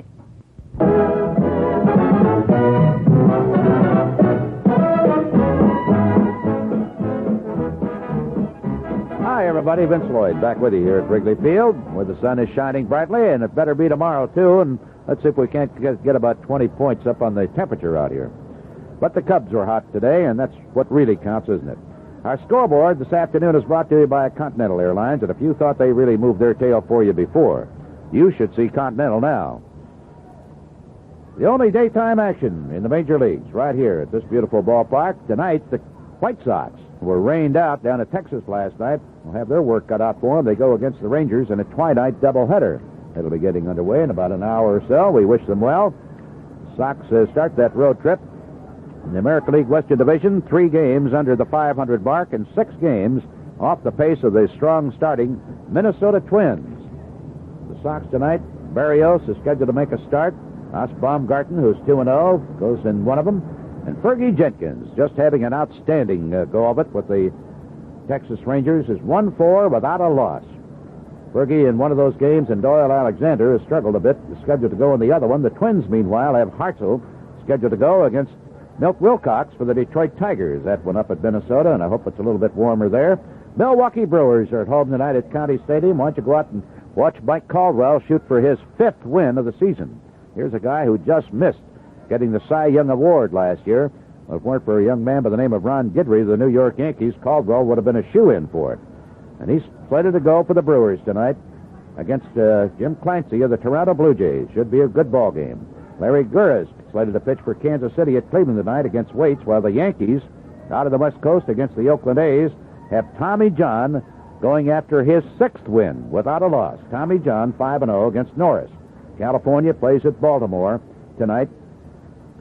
Maybe Yossi for the Angels against Palmer, who is 3-1 for the Orioles, and Seattle plays at Boston in the American League action this evening. I'll be back with more on the scoreboard in just 1 minute. If you've made travel plans through United, don't scrap your trip. Continental Airlines is picking up the overload during the strike. We've added new flights to our schedule, including extra round-trip flights to Honolulu from Los Angeles. We've added more people to answer the phones at our reservation offices. We've increased the help at the airport, and we'll keep it up as long as necessary. Since our phones may be busy during the day, it's best to reach us during off hours, between 8 p.m. and 6 a.m. If you have to wait a little longer than usual, please bear with us. It's also helpful if you're flexible about the exact time and date of the flight you want. We repeat, seats are available. Please try to have your tickets before coming to the airport. You can get them from your travel agent or Continental's ticket office. What an airline, holy cow! The Continental, all our friends should fly us. You should try us. You should take us now. During the strike, Continental will be adding more flights to many destinations to help with the sudden overload. So there's a good chance Continental will get you on board. Speaking of Baltimore and Palmer, by the way, The Orioles trying to hold on to first place in that Eastern Division. They lead Boston by just a half game, and Milwaukee is only one game off the pace. The Brewers have won 15 and lost 10. One game off the pace of Baltimore in the American League East. This is WGN Radio, Chicago. Now here this afternoon, the Cubs knocked off the Atlanta Braves to even up for the year against Atlanta. Braves took 2 out of 3 over there last weekend, as I'm sure you recall. The Montreal Expos lost to San Diego last night, 10-2. They're going to give it a go again tonight out at San Diego, with Ross Grimsley going after his third win without a loss. A left-hander is scheduled to be opposed by Mura, who is 1-0 for the Padres. San Diego 11-14, and Montreal 15-6. The Expos with a one-game lead over the Philadelphia Phillies in that Eastern Division, and Philadelphia will try it again against Atlanta, but they go with the Lurch against Sutton. They will do it, however, without Manny Trio, in case you missed it. Trio in last night's game between the Dodgers and Phillies, which was won by Los Angeles 5-2, was hit by a pitch thrown by Sutcliffe. He was hit on the left wrist and had to leave the ball game. Now the reports say that Trio, who has gone back to Philadelphia for treatment, suffered a broken left wrist, but he will not be required to put a cast on that left wrist. And it could be that Trio could return to action in 3 weeks. It could be. Chances are he's going to be out for a longer period than 3 weeks. He was hit by a pitched ball last night. Manny Trio of the Philadelphia Phillies. We're sorry to hear it. In this ball game this afternoon, the Atlanta Braves struck first. They got a run off Mike Krukow to take a 1-0 lead in the fourth inning. It stemmed from Mike Lum's single, infield single off the bat of Barry Bonnell, and a sacrifice fly by Pepe Frias gave Atlanta the lead. The Cubs came back to jump out in front and stay out in front when Barry Foote led off with a double in the fifth inning. Got to third on a ground out off the bat of Sizemore. Had to hold as on the next ground out to the shortstop. And then Ivan DeJesus threw a base on balls to keep the inning going. And Bobby Mercer came to bat for the Cubs with Atlanta still leading 1-0. This is what happened. Here's a stretch. Here it is. Mercer swings, taps one on the third base side of the box. Going to be a tough play. Royster Bearhead pick up at the throw into the dirt. Gets away from the runner. The ball game is tied. Here's DeJesus coming around to third. And Amalfitano will hold him there as Mercer. Now the ball is dropped and DeJesus scores. The Cubs lead 2-1. So the combination of the hit and the throwing error gave the Cubs a 2-1 lead. They were to pad that moments later when Bill Buckner stepped in. Runner at second. Buckner swings. Well, it drive. Deep right center field. Bonnell's not going to get to it. It bounces up against the fence, and here's Mercer scoring the third Cub run of the day. It is a 3-1 ball game on Buckner's long double. I'll be back with more of the action from the Cubs-Atlanta Braves ball game at Wrigley Field right after.